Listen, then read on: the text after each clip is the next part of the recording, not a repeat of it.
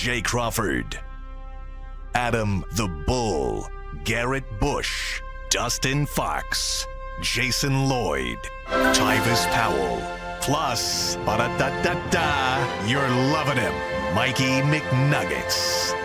And so many big names, it would take me hours to say all of their names.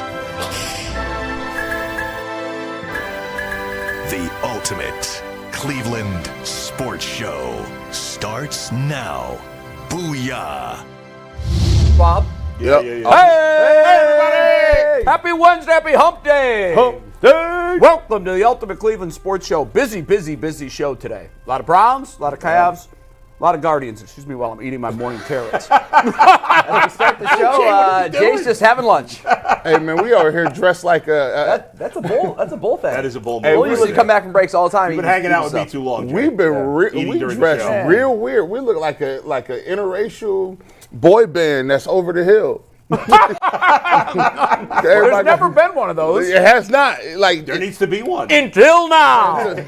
Ready, boys? Yeah. We're like Color me bad. modern day village people. Yeah, I'm like, man, everybody got a hood on. They like we look like we. Hey, just it's cold out there. We trying to be cool, like yeah, but it's crazy God. cold. It's crazy cold. I hope you my don't have to trapper go hat outside today. for work. Can you imagine? I passed a couple of guys today that were working on the side of the road, and all I could think of is, I couldn't do it. no. I couldn't do it today. Yeah, I remember yesterday afternoon, I look at my phone at the WKYC app, and I'm like, it's 1 degree, feels like negative 12. So this morning, I slept late because I had a rough night overnight, and I'm on my phone to look at the temperature, and I think it's a little warmer today, and it says on the WKYC app, negative 1 degree. On my real Alexa feel this negative morning, 17. -8. Yeah, it's insane. That's not fit for man nor beast. Look, here it is. It's That's how cold it is in I here. asked Alexa, and then I asked Google. I was just like, hold on, we're gonna have Did to they agree? We're gonna have to get consensus. And Google was like, yes, Garrett, it's what Alexa said. It's cold as hell. We don't even have a number for it. We're going to talk about the Milroe to Reese connection. Is there something there? I can't take it serious right now. What are you chomping on, dude? Carrots. That's Carrot crazy. sticks. That's wild. Yeah. Are you anybody here a carrot fan? I love I carrot. like carrots. Yeah, I carrot, do. celery. Like- I should be eating more carrots and less I other love things, but I carrots. do like carrots. I'm not hosting a TV show. No, it's a nice little deal because it fills you up. It's like a Oh, a that's cheat great. meal. Like no calories. None. Well, Zero. Same with celery. Hey, I'm Just telling eat you, it. I need this. Listen, I've been trying to get people in Tegna to follow y'all around the whole day. Yeah. Like, I want to do a reality show. It's like, this is the crap that these people be doing. And Jay, I can imagine him with the Tupperware just carving up these carrots. I'm like, yeah, it's a cheat day, man. This is really, me and Bull eating whole sandwiches at 3 in the morning. No, this is what we call a cheat day. Funny enough, I almost did eat a sandwich at 3 in the morning. Like, Yeah, you said you had a rough Close. night. I didn't. I resisted, but it was So close. try to take me seriously. Yeah. The Milroe Yeah. to Reese connection. Is there Yeah. anything there? Are the Browns going to draft this guy? Do you want the Browns to draft this guy? What about Travis Hunter? We'll get into that. We're going to talk CC Sabathia. Well, in fact, we're going to start the show with CC in the Hall of Fame. You okay with the fact that he's going in with a Yankee cap and not a Cleveland cap? We'll discuss that. And also, where does he fit into the all-time great Cleveland pitchers? And this was interesting because I try to respect history as much as I can, but it's also very difficult to sort of compare eras. They've got 4 or 5 pitchers that would jump off the chart statistically that are just clearly better than him, but we'll put him in some sort of a ranking. Also, the Cavs, tough matchup tonight. Mike, you said that the Rockets are built like the teams that have given them trouble. Long wings, tough passing lanes. Very physical. Yeah, we'll talk about, are you excited about this game? Does it mean anything? And can they show you anything by winning? Also, Buckeyes, the odds-on favorite to repeat. Are you buying that? Are you buying the Buckeyes can win 2 in a row with all of their losses? Interested to get your thoughts, Dustin, and the whole gang. Yes, sir. But with Mikey, with that, we turn it over to you. What's up, guys? Before we dive in, Dustin, you were not part of UCSS for what I'm about to say, but when we first started and Jay would come in at like 10:40 and not 10:59, we'd always have celery and peanut butter before. Yeah, that's true. It was a constant Yes. part Yeah. of our pre-show Yeah. meeting was Jay chomping the on worst celery combination and of peanut things you can eat Absolutely right before not. you go on and talk. Oh, no. Before you go on and talk. That's what I'm saying. Yeah. You might as well have had just pretzels and A no lot water. of protein and then empty cal. It's just like Yeah. I'm telling you, it's like a cheap meal. You're gonna get that the peanut butter, man. Get stuck in your throat. I never really struggled with it. Yeah. Never really did. The ultimate pro. You forgot the Gatorade. When you don't stop talking, it's impossible for your vocal cords to shut down. There you go. If you Keep them running. You forgot the Gatorade Zero. You gotta Always a Gatorade Oh yeah, Zero. the Gatorade. Right, Zero. the Always. Gatorade Zero, man. And he used to do like an hour and a half on the Stairmaster, not the Stairmaster, the elliptical. Yes. Every day. Every So day. An animal, Yeah, folks. every day. He eats empty calories and works out for 2 hours a day. That's the Jake. Well, Paul. listen, when That's you how turn you- 59, that's there's how some you things look that you like do. this? You don't do it because you want to do it. When I was 25, I ate whatever the hell I want and only did weights, no cardio, and never struggled with an ounce of fat. Never. And now, well, Jay, and you know this now as you're a little older than me. If you stop doing it, Oh, you're you're not done. going to get back into it again. you are And so if you try, correct. you'll get hurt. You can.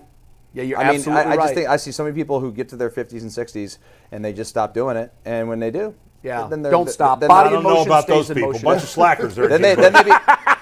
All right, let's talk some sports. Then. Yeah, let's go. dive into it. Our first topic of the day is brought to us by Game Time. Live events are so much better than sitting on your couch and watching from home, and there's no better place to get tickets to live events than with the Game Time app. They have a new feature called Game Time Picks, which filters out the fluff, showing you only incredible deals on the best seats, so you don't have to waste time searching through thousands of tickets. You can take the guesswork out of buying your tickets online with Game Time. Download the Game Time app, create an account, and use promo code LOCKEDON for $20 off your first purchase. Terms do apply. Once again, create an account, redeem code LOCKEDON for $20 off. Download Game Time today. What time is it? Game time. So CC Sabathia is a Hall of Famer, guys. Bull, you touched on it yesterday before we wrapped up the show. Mikey He told received- us this morning he's going to Canton.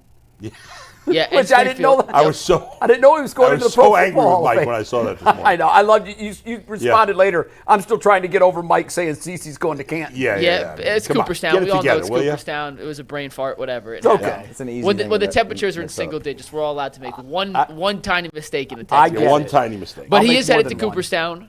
88.7% of the vote for CC Sabathia. He is going in as a member of the New York Yankees. And Bull, That's not real quick, official yet, by the way. Yeah, that's his preference. It's up to the Hall. To It is choose. ultimately up Yeah, to the let Hall. both- They will let However, him. I've never Yeah. heard a player who had something like this, a split career, mention a preference and then the Hall go That's against right. it. It's ultimately the Hall's choice, but He's they going will- in with a Yankee cap. He played longer for the Yankees, He and did. let's face it. I mean, even though we think of him as an Indian, I think of him as an Indian. I think of him as both. But the average baseball fan in America thinks of him as a Yankee. Well, his biggest team accomplishment Yeah. obviously came with the Yankees. Right. I think his winning percentage may have been slightly better with the Yankees. I glanced at the stats look at this the morning. ERA; it's almost identical. The Yeah, whip, it's almost very, very identical. similar. I mean, he was a consistently great pitcher. Yeah. I would have loved to see him gone in as an Indian. I talked to him this past summer about this, and he was really cautious because he didn't want to jinx anything. Yeah. And he said would just be honored to go in, period. And now he's not going to tell a Cleveland reporter that he wants to go in as a Yankee, but Yeah, I could sure. tell just from talking to him that he does consider himself more a Yankee, although I think he's more grateful for his time in Cleveland because, as he always likes to say, it's where I grew up. It's where I became a man. Yeah, I mean, actually, I would have voted for him personally. I don't have a vote. I would have voted for him. I was surprised he won. He got in by first ballot? so, not necessarily first Oh, ballot, okay. by such an overwhelming number. I thought there'd be more debate on CC because I know amongst my smart baseball friends, I have some friends that don't think he's a Hall of Famer. Yeah. So I was a little surprised it was that one-sided, but good for him. How much do you think his good guy equity helped? Oh, because it I think certainly that helps. weighs in a ton. It certainly helps, and it also, I think the way he reinvented himself the final couple of years in the Yankees, when it looked like he was going off a cliff a few years earlier, I think that put him over the top for he a lot became of more people. of a pitcher because he had to. He lost the velocity. That really made a difference. And is 250 now, Bull, the new 300? Yeah, I don't know. For me personally, Guys aren't going to win 300 games anymore. Yeah, for me personally, I don't factor in wins because I just think that's a team stat, not an individual player stat. But yes, to your point, I think people who do pay attention to wins will look at 250 as the next 300. I don't even know that we're going to have many. Like you have some old Justin Verlander's won 250. But I don't know if any pitcher that started in the last 5-10 years, I don't know that any will even get to 250. Not the way they're being It might be used. 200 Yeah. is the new 300. Are you guys okay with him going in with an NY hat? Yeah, well, I was going to ask first off, you guys are the baseball nuts. Why is this a big deal? I mean, Bull and I talked about this yesterday. Yeah. So they put the hat on the bust. I get that. Yeah. I think it's made bigger of a deal than it is because that's the only. Right. Like, it just doesn't seem like it'd be that big a deal. I think it's a big deal for the fans. It is a big deal for the fans because, especially in recent years, there's not been a lot of Indians Right. / Guardians players that have gone in. The organization here, the Hall of Fame, is putting the player in a tough spot by making him pick. And Ultimately, they don't. In sorry. fact, Greg Maddox, a few years ago, or whatever he went in, I can't remember what year it was. He, excuse me, 1 second, I got to sneeze.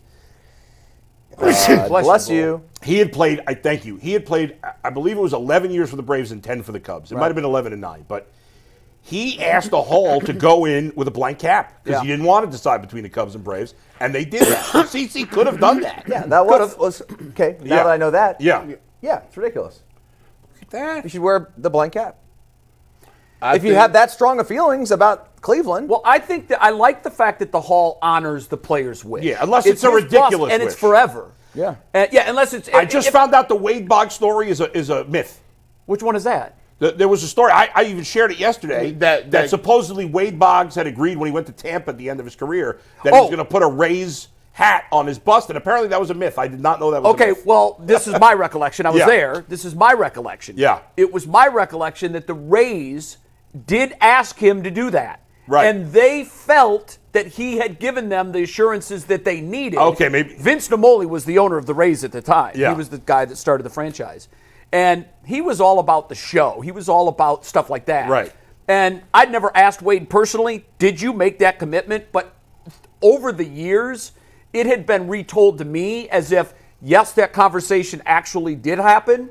And Wade either said, I'm open to the idea. He didn't say, oh, no, that would never happen. I'm going in as a Red Sox. So I don't think he claims it never happened. Right. And so, I would believe Wade. Yeah, who knows? But the point is, I mean, it should be representative of your career. And as much as I prefer him to go in with an Indians cap, and I'm sure everybody else would here, I understand why he picks the Yankees. He was there longer. I get it. Gee, do you have a preference? Listen, for me as a fan, I look at it as just a stark reminder of the way the Guardians / Indians operate. I mean, it just is what it is. Like, if Manny Ramirez was going in, where would he go in? Of course, it's a Red Sox. Yeah. You got CC Sabathia. He would go in, as he's going in as a Yankee.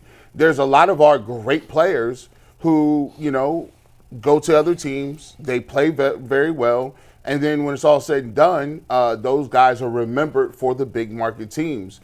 So, if you even look at it now, it's a reminder that we don't retain. It's almost like not having a legacy or not having a history, and that's important to fans when it comes to building like your fan base and building the. I mean, I remember back then, like when we sold out Jacobs Field all those games in a row. Yeah. Like that was something that people were proud of. Like people were like, hey, we got the best fan base in the world. And we were proud of the fact that we had the best team, the best lineup, and we sold out and we showed up. And then it got to a point where not only did you not have the best team and the best lineup, people started going different places. I remember when Albert Bell went to the White Sox. I remember when Kenny Lofton and all of them left. But I think if they get in someday, and we'll talk about it later because I think Kenny Lofton will get in someday. I hope so. They will wear Indians caps. Kenny Lofton, I think, unquestionably. I think Albert Bell would too. I don't think Albert Bell would. He hates the Cleveland organization. But I think the Hall would. I don't think he's ever going to get in. I don't either. But I think Lofton will and should. Yeah. We'll talk Jim about that Tomey's later. wearing as an Indians cap,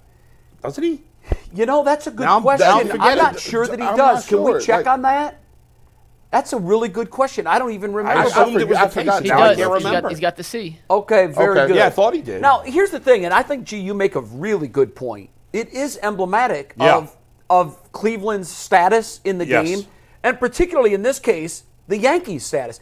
It has felt like the Guardians / Indians for the last 30 years has really been a 4A team, a feeder team to the big market clubs. When they leave Cleveland, they don't go to Kansas City, Milwaukee, and Detroit. Right. They go to Philly. They go to Chicago. They go to New York. They go to Boston. Yeah. And because of that, it does kind of cement our role as this inferior franchise where we are the feeder team for all of the big market coastal high salary teams that eventually I don't think get the best years out of these guys, but they get the memorable years because when they piece them together with other key components, they hoist World Series trophies, that's what fans remember. And I think for the Indians organization, Guardians organization specifically, a lot of the players, people, let's say G's age and older,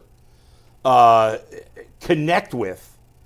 The Indians obviously had some great teams, 40s and 50s, right? There's some legendary players that played their whole careers, and most of their careers, and they're in the Hall of Fame. And that was at a time, by the way, of much less player movement. Right. But even in the 60s, 70s, and 80s, there wasn't as much player movement. But the Indians didn't have many good players in those years. Yeah, at all. And so there's not a lot of staple players from those decades. There is for the 90s, but that's when player movement got big. You mentioned that, but what's interesting is the Indians, even in the 70s, Yeah. were a feeder team to the Yankees. Craig Nettles, Chris Chambliss. These were good young players that were establishing themselves as all-star caliber players, and they didn't get to finish their times here. They both went to New York. Right, but they're not Hall of Famers. No, good they're not players, Hall of Famers, but, but even in the 70s, when we did get good players, And we didn't retain them. I came up in the 80s, and baseball was my favorite sport. And when you watch the 80s Indians, I mean, I'm from the Corey Schneider and Brooke Jacoby. Joe Carter. The Felix Fermin guys. Like, I mean,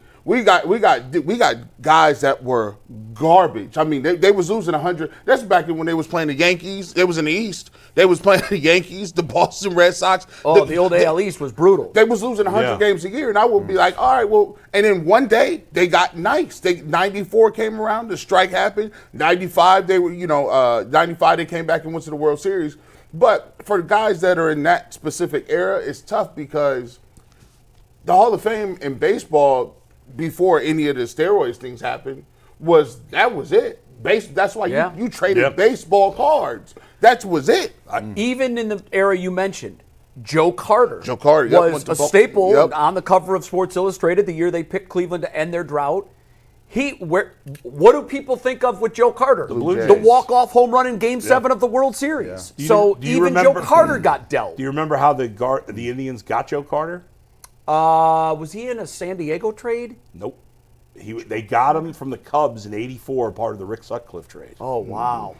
Because now the trade with the Padres that netted Sandy Alomar. Oh, yeah. And that was a big one. Right. That was a really big trade. Yeah. Carlos Baerga was part of that trade. They made some good trades back in those days. They did, and they had to. Even now, they don't seem to make the great trades But anymore. there's another Hall of Famer. Now, this guy had obviously a much better career outside of Cleveland. But another Hall of Famer that I guarantee you'd have to be the most diehard baseball fan outside of Cleveland to know this guy played for the Indians, is Dennis Eckersley. Oh, yeah. He threw a no-hitter for the Indians. Yeah. But nobody, unless you're like sick baseball level like you and I. Yeah. Or nobody the older knows. baseball fans that are 50+. Sure. They had some clothes. They had Doug Jones, Lee Smith. They had a lot of clothes. They had some nice You know what's little funny about closers. Dennis Eckersley? If you read the book, The Curse of Rocky Colavito, if you're a diehard Indians fan and you haven't read it, you should. There's this theory that when the Indians traded the beloved Rocky Colavito, favorite player in Cleveland by far, he was everybody's favorite player. They traded him to Detroit, and the curse goes that since that point, everything that's happened to the Indians/Guardians has been close but never enough. Right. You bring up Dennis Eckersley. Eckersley and Rick Manning came up together in '75. Oh, yeah. And Rick Manning was co-runner-up to Rookie of the Year. He had a great year. And then they were living together because they came up through the minor leagues together. And even after Dennis Eckersley got married, they were living together with Denise, his wife, and Rick. And then when Rick broke his back and stayed home, Oh, boy. Denise nursed him back to health, and they had an affair, and Dennis found out about it, and the Indians said, well, we've got to make a trade. Yeah. Now, they looked at Manning and said, here's a guy that was kind of in the mold of Freddie Lynn, a great defensive center fielder, not much power, but ran the bases well.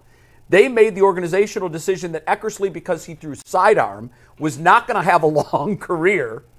And they dealt him instead of Rick Manning, who never became the player he was after he broke his back. Man, I remember I used to watch we used to watch games, and the old Oakland A's was nice back in like 88, 89. And my dad would be like, hey, we had Dennis Eckersley. I said, shut up. What happened? He's like, Eckersley was actually in the Cubs rotation when the Cubs went to the playoffs in '84, along with Sutcliffe. He was. Yeah. Now, he's in as an A, right? Yeah. Because his memorable years. Sure. Talk about reinventing yourself. I mean, he was a very good starter, but he was an incredible, one of the greatest closers ever. He threw a no-hitter. He had electric stuff. He won 20 games for the Red Sox. And then he goes on to become the greatest closer of all time until Mariano. Nuts. By the way, the rest of the Hall of Fame ballot yesterday, Ichiro gets... Were you okay with it? What do you mean? Only 3 getting in? Yeah, the Carlos Beltran's interesting. We could talk about it some other time maybe because, he's going to get in next year. He got 70%. He didn't take steroids, as far as we know. Right. But he was part of the Astros cheating scandal. Sure. Isn't that, in my mind, that's almost worse than the steroids. They got caught. So, yeah. And my thought on the steroids has always been, for me personally, I'd vote the steroid guys in as long as I just have higher standards for them. Yeah, well, like the Bonds and the Clemens, which would have been absolute slam dunk first ballot guys anyhow, they get in. I think McGuire gets in. Outside of that, there's a lot of guys. Well, I'd vote for Sosa. Maybe I'm a little biased, but the guy hit 1 million home runs. No, he probably there were a lot of guys who took steroids that didn't become superstars. And there were a lot of pitchers using steroids too. Yeah.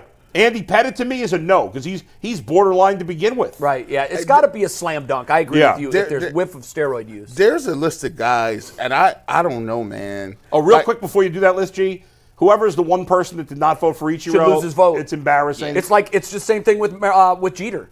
There was one guy that voted Jeter, not a Hall of Famer. It used to be more guys that would do this. I'm glad it's down to only one, but it's ridiculous. And the third person that got in was Billy Wagner. Was a great which closer. I thought was appropriate. Yeah. Billy was a great closer. No good new guys next year. There's nobody. No, I know. It's going to be. It's going to be a thin Beltran will get in class. next year, and I think there was another one that was close. 60s in the 60s, I think. I'm drawing a blank. It's young in the ballot. I like what Bob Costas said, by the way, about the voter that didn't vote for Ichiro. You should explain yourself. Yeah, show your ballot. Show your face. Let us know who you are. Yeah. And you must have a good reason, or you wouldn't have done it because you knew you were going to likely be the only one That's that right. didn't He vote won't for show him. his ballot. So explain yourself. Yeah. And he won't. We still don't know who didn't vote for Jeter. No. And the stain on that guy's resume? He never got to vote for Jeter. Right, yeah. He was obviously going to go in on the first ballot, and so there wasn't another chance to vote for him. So, bro, you didn't vote for Derek Jeter as a Hall of Fame. That's just, it's reprehensible. From my recollection, some of these dudes ain't even, and I mean, they're great. From my recollection. Some of the guys at the bottom of the ballot are always funny that get some votes. Fred McGriff and Scott Rowland. Fred McGriff had nearly 500 home runs. Those guys are not great. No, Scott Rowland? Scott Rowland's in, isn't he? No, Scott Rowland's in the Hall of Fame. This is that an old article? This is inductees by year. This is 2020. I thought you were talking about guys on the bottom of the ballot. No. I mean, but like I'm looking at it Did like. Did Rowland get in? I thought these were decent players. I'm like, okay, he was nice. I think Fred McGriff hit like 499 home runs. Prime Dog was nice. Scott Rowland was an underrated hitter, and he was one of the best defensive field. He was really good. Yeah, Scott Rowland's in the Hall of Fame. That's okay. Wild. He was really good at Harold Baines with the glove. Harold Baines didn't go in by the DH. writers. He went in by. So they now have. They used to call it the Veterans Committee. I don't know what they call it. It still is the Veterans Committee. No, they call it something else now. Oh, I thought there's actually like 2 different committees of former players and stuff. But let's do this before we wrap it up. I don't know if you guys looked at the exercise. I did because I like the kind of things. Mikey asked us to sort of rank, just during their Cleveland years, to rank CC. Where do you have him as a Cleveland pitcher all time? Did you look at that at all? For some reason I missed that in the rundown. But to me, as just a guardian, because in terms of career, I'd put him ahead of any of the guys that have pitched here since. Yes, I would too. But in terms of just their Indians career, I would put Corey Kluber ahead of him. Their Indians career. I have Kluber ahead of him. I have Bob Feller is exclamation point number one. Bob Lemon is number 2 for me. Okay. When you look at Bob Lemon's stats, they're absolutely insane.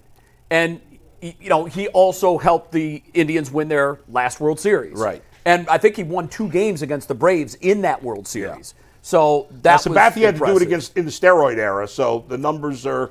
Yes, you're right. But then I had Corey Kluber number 3. pitched here a little bit longer. Yes. And then I had CC, and then I had Sam McDowell, who was a pitcher in the 60s and just threw absolute smoke. I think and I think Bieber might be next. Bieber would be probably number 6 for me. I thought about Bieber over McDowell. Cliff Lee was not. He didn't have a good enough short time stretch here. But man, every time he went out there, I thought he's going to break the no-hitter drought. The Indians Guardians have the longest drought between no-hitters in the sport. Yeah, Len Their Barker's last one was perfect Len game. Barker in '81. It's a hell of a starting rotation. Yeah. You aren't kidding, it is. Hell of a starting I'd take it. Yeah. I'd take By the it. way, the Dodgers are so good now. Unrelated for 1 minute. Well, they're ruining baseball. Well, they're not ruining baseball. No. I don't blame them. They're taking advantage of what baseball's allowing them to do. We'd all want their owner to be our owner. I wish. Yeah. Oh, God, yeah. I wish. But it's what's happening is bad for the game. I don't blame the Dodgers, but what's happening I don't is either. bad for the game. But What's their payroll going to be? like 400 million. 400, and we won't be at 100. I said four times what the Guardians have. We spent a quarter for every dollar they spent. That just seems like such a fair way to play. It's ridiculous. Because I'm a baseball dork. It's a joke. Because I'm a baseball dork, I said, let me look at my 2 favorite teams, the Guardians and the Cubs. And if I combine the 2 teams, would they be better than the Dodgers? I said, no. They wouldn't. And the Cubs are not a small market team. They obviously don't spend like the Dodgers. And they've got talent. And they've got talent. The Cubs were over 500. The Guardians made the ALCS. And I combined the rosters, and I still thought the Dodgers were better if everybody's healthy. If you took, I think the only team that could beat them would be an all-star, like an American League all-star team. I mean, listen, you never know because it's baseball. And I know, but injuries can pile up. But last year, almost their entire rotation was on the injured list. And they still won it. And they still won the World Series. Yeah. So they're going to be healthy. They've added arms, added a lot of arms, and Shohei's back. So that's like an addition on the mound, too. They're number 5 star. I'll tell you what, if I were the Dodgers and I could talk him into it, I'd tell Shohei not to pitch and just hit. Because they have so much pitching, they don't even need him. But there's never been even a hint of drop-off when he does both. No. So I don't know why you wouldn't. I just... He's now, hopeful. you could save him for the playoffs. He's just hoping, wishing, please don't play Shohei. Or Please don't you play know what him. I'd do if I were the Dodgers? I consider doing 7-man rotation. Wow, that would be fascinating. Because they have so much... Right now, what's his name? Glasnow?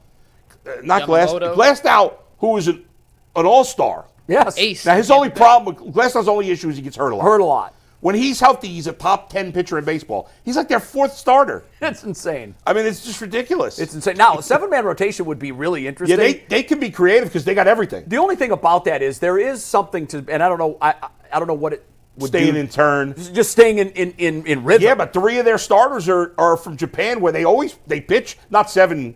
They only pitch once a week in Japan. Yeah. Because they play 6 games a week and they have 6 starters. And I think they're off every Monday or whatever it is. So they only pitch once a week in Japan. And we're supposed to believe people are trying to win. It'll be fascinating to follow. Let's pivot and talk a little, Cavs. If you're out there watching, we appreciate you tuning in. Hit the like button, hit the subscribe button. It does wonders for the Ultimate Cleveland Sports Show on the back end of YouTube. Tonight, guys, Cleveland Cavaliers head to Houston. They made it, despite the fact that the entire state of Texas is essentially shut down because of about 1.5 inches of snow. It's insane. But all over the South. the Cavs did make it. Yeah. Baton Rouge got 10 inches. They flew out right after the game on Monday. They landed.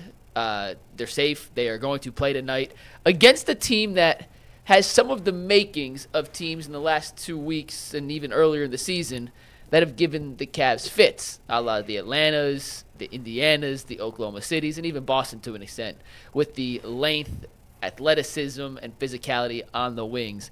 Dustin, I want to start with you on this one. When you get ready to watch tonight's Rockets-Cavs matchups, do you think this is a chance for the Cavs to prove they've kind of learned some things from their previous losses to teams that are built in a similar ilk to Houston? Yeah, I mean, it's a great matchup. I think it's going to be fun to watch. It's a regular season game that I think matters more than most of these regular season games. The only issue I have is, like, last I saw is Mobley is out, right? He's out. Yep. Yeah, Officially he is out. And Okoro. So not having Mobley, I think, is a big deal because it's not going to be the same sort of matchup and that whole thing because he's arguably our best player. So that's going to be interesting to see how that whole thing plays out. Now, if the Cavs go out there and take care of business, and because I think the spread's like 2 points in this game, it's very close. It's up to 3. With but the Cavs on the road. So, yeah, if they win without Mobley, I think it tells us a lot more. I do want to see them kind of continue to learn. I don't think they're in like a slump by any stretch, but they certainly have hit a patch where they're coming back to the mean to some degree. Anybody else? I think that one of the questions, or maybe how it was phrased, maybe I misread it, like how excited are you about this mid-January? Just more considering the kind of team Houston is, and comparatively how we saw them perform against OKC and Indiana. So I took it as like my excitement level when at game time. How excited am I when I grab the remote and turn on the television? And I decided that I would go high end.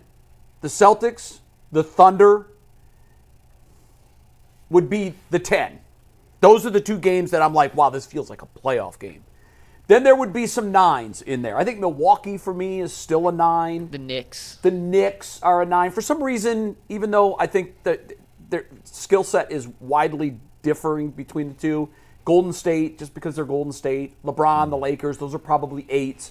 I don't think I can even get past a 5 on the excitement meter for tonight's game, just because it is Houston, and we are playing without Mobley. And if we lose, I would say that doesn't shock me. Mm-hmm. I'll watch it. I'll watch it with some interest, but I'm not going to be, timing my bathroom breaks with timeouts. Man, listen, this Houston, man. Like, no disrespect, man. Listen, this is not OKC, and I told you what I felt about OKC last week. If I was not, listen, I said I don't know about SGA last week. What you think I'm gonna say about the Rockets, bro? I know you got the Thompson, Amen or Assor. What is his name? Sure. He's got a twin. It's one of the Thompson twins. You're close. They wouldn't win if they had both of them. They need both the twins, bro. Like I'm not gonna get excited about listen. This is Dylan Brooks, Thompson, Eason. Like, come on, man. This is Minimowski. This is mid-sauce. The Cavs should come out here and win. I just want to say, not to cut you off, G, NBA.com put out their weekly power rankings. OKC now number 1, the Cavs 2, Houston 3. So, all right, let me straighten things out here because Thanks, G. Bull. Bush once again this week is out of pocket. When you want say to call the camera to yourself? You said no, I won't. Not necessary. The excitement of what I'm having to say will do it. When you say no disrespect, you are about to disrespect the team you're talking about. The Rockets, 3rd in the power rankings. Nobody gives a rat's ass about that. They have the 4th best record in the league. Let's face it. The Cavaliers, despite their great record, have proven zilch. Okay? Until you do something in the playoffs, you haven't proven anything. Now, this year, they've done all they can. They've proved as much as they can this season. But until you win in the playoffs, you haven't proven anything. The Rockets are, like the Cavs, a little behind in terms of how long they've been on this upswing. But the Rockets are one of the best young teams in the league. Now, I'm not a phony, so I'm going to tell you, I don't know anything about the Rockets. Right. Mike put up those names. I'll put up the names. I'm going to be honest if I've heard of them. Put up the names. I've heard of Dylan Brooks. I've heard of Tari Eason. Smith. I might be pronouncing his name wrong. I've heard of Jabari Smith Jr. I think I've heard of Cam Whitmore, but I might just be making that up. I have never heard of Amen Thompson or whatever the hell his name is. So I'm very interested in watching this team play because I haven't really seen them. Yeah, we don't. I mean, we don't focus on the West. No. We see them when they play us. That's it. Dustin is an NBA junkie. He watches and G probably too, certainly more than me, watches all these games on other teams. I don't care. I don't want to watch these other teams. I'm not interested unless they're playing until the Cavs. Yeah, certainly Then in the playoffs, then I'm locked in. Series. But so I am curious to see them, and whether we disrespect another team or not is meaningless. It doesn't matter. Right. But the Cavs have no business disrespecting any team in the league until they've really accomplished something. That's not true. Listen, the Cavs got bona fide players that's been veterans in this league for a long time. When you playing young and up-and-coming teams, that's nice. That's a good story, man.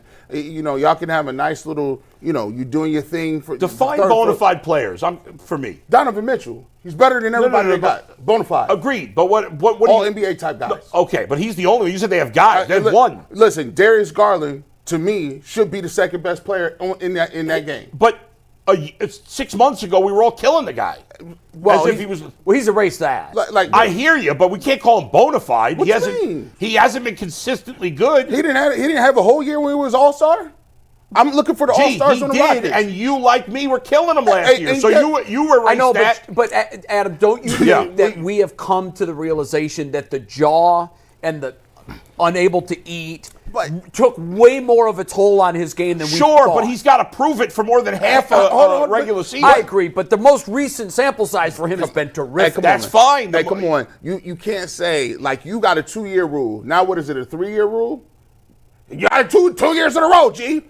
You got to do it more than 1 year. It's not 2 years. He was bad last year. How many years he been in the league? A number. A number of years. You said bona fide. I'm not saying he's not a good player. He is a, to me, I could even argue Donovan Mitchell's not bona fide. Settle it, Dustin. Is he a bona fide star? He's a bona fide. Donovan Mitchell. Darius Garland's not a bona fide star. He's bona fide better than what the Rockets got. Well, that wasn't the argument for me. So my argument was, why got nobody bona fide? Thank you. So my argument is, I got Jared Allen, I got Donovan Mitchell, we got the best record, and we got Darius Garland, who's playing like an all-star. They're going to have 3-4 all-stars, and they got young teams. And all I'm saying is there's not a single player on the Cavs, including Donovan Mitchell, who have really made their bones in the postseason. And that's a fact. That ain't got that I'll give you. But that's not the argument. Is Darius Garland a bona fide star, Mikey, number one? And number two, I want your thoughts on... I want to hear you talk more about the matchup problems that Houston's lineup presents. Because sometimes styles make fights. It's the same thing in basketball. Sometimes you look at Atlanta, the sum of the parts, the Cavs should win 8 out of 10 against that team. But they beat us twice because they match up well against us. So, Mikey, is Garland a bona fide star? And talk more about the actual matchups that we'll see tonight. Darius is playing like a bona fide star this season. Now, to Bull's thing, if you want to say you need sustained success over the course of 2 years, and last year all 5 of us had our questions on Darius, and I think Bull's probably right. But this season, there's no question he's playing. I'm not debating like that. A bona fide star. Yeah, 100%. As far as the matchup goes, a couple of things. We've talked about at length, no pun intended, how physicality and length, and especially in the backcourt, has kind of thrown the Cavs off their offensive rhythm lately. Right. There is not a more physical defensive team outside of Oklahoma City, who they are by far number 1. And then Houston's number 2, and then everyone else is 3, 4, 5. Yes, and Houston leads the NBA in techs. They're not the bad boys. Do not misconstrue this whatsoever, but they are the closest version to the NBA's bad boys. Will it border dirty play, or is it just really aggressive? Take border dirty. Dylan Brooks has a long history. You remember last year. I know every time him and Donovan Mitchell square up, it turns into some sort of. I can guarantee there'll be a technical foul tonight. Wow. Someone will get a technical foul tonight. Steve, you I want to just take went up this to a full 6 here. then. Donovan, on my interest meter. No, it should be good. A couple of weeks ago, Thompson body slammed Tyler Hero to the ground. He got suspended for 2 games. Yep. Tari Eason is an absolute menace on defense. He's got 6'8", but his wingspan's like 7'1", 7'2", hounds people. Jabari Smith is their Dean Wade equivalent. 6'10", could shoot long. Not a star, but a really good kind of role guy who fits in. Jalen Green, who was taken the 1 pick ahead of Evan Mobley. Steve, if you want to take the Jalen Green stats, is 3.57, is an athletic scoring guard. He leads the team in scoring. Houston has 8 guys averaging 10 points per game. Is that really his picture? That really is his picture. Okay. He also jumps through the freaking like a glamour roof. shot. But the main thing to watch tonight without Mobley is this next guy. Before you take the stats, Steve, Dustin, you're going to know the answer to this. Are you guys familiar with Alperen Sengun and his game? Yes, I was going to say. I've heard of him. No, I've heard of him, but I don't know his game. Yeah, No. I don't either. He's a unicorn. He Another is one of those incredible. dudes. And you can take the numbers. He's going to be an all-star for the first time this year. Him and Mobley. Not next guy, Steve. Next guy. Come on, follow along, buddy. Let's go, Alperen Steve. Sengun here, Get not your- Jalen get Green. your Yeah, acting let's go up. I was going to chime in. I feel like this guy's more of a star than freaking Garland. Damn, 19, 10, and 5? Yeah. And he shoots threes. He's a pretty good defender. He is the fulcrum of their offense. He He's plays young. like Jokic. He's only been in the league a couple years, right? He was the same draft as Mobley. Correct. Yeah. So Mike- are you? So take the. What? How are you going to bet this? Without Mobley, I wouldn't bet either way. I'd stay away from this game. You would, okay. I think it's a weird matchup. With Mobley, if I you like had their to put chance. money on it, it sounds to me like you think that it's going to be the Rockets. I think it's a close game if you're getting points one way. Okay. Mike, if you were everybody on the Cavs and Rockets are healthy. Cavs. No, that's not my question. Wait for the question. And you were ranking the players on both teams combined based on best player to worst player, what would your top 5 be? Yeah, kind of like the draft we used to do with the Browns and whoever they were playing Yeah, that but week. not necessarily how just they're playing at this minute. I'm just Overall, best player to worst. general? Analyze Yeah. that however you want. Who's your first pick? It's Donovan Mitchell. It's Donovan. Who's your second pick? Evan.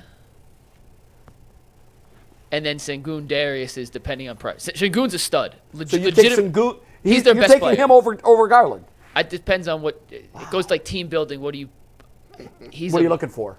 Forget team building. I'm asking you to rank Well, the players. I'm trying to weigh it in my head. I'm talking out loud here. I'm going through my thought process. You want an elite ball handling point guard or a playmaking 5 who's he's way better than he gets credit for. And you're gonna watch him. If you haven't seen him play tonight, Yeah, you're gonna be like, who's this you're guy? gonna be this dude could play. Trust me on this. He wears one. like number 28. And what about okay? That's weird. It is weird. Yeah, he does wear So all 28. I'm saying is like, if you're a Rockets fan, I bet you the Rockets fans are like, oh, we're as good as Cleveland. Oh, they 100. Well, I think if real quick to answer both questions, and I'll let you guys go again. Yeah. I think 4 of the top 5 would be Cavs, but stylistically, the Rockets play a style of defense that I think could give the Cavs offense fits, especially without Mobley. What's his name? The kid who was drafted before Mobley. Jalen Green. I wouldn't put him over. He's not ahead of Darius or Jarrett. No, I wouldn't take him over the other 2.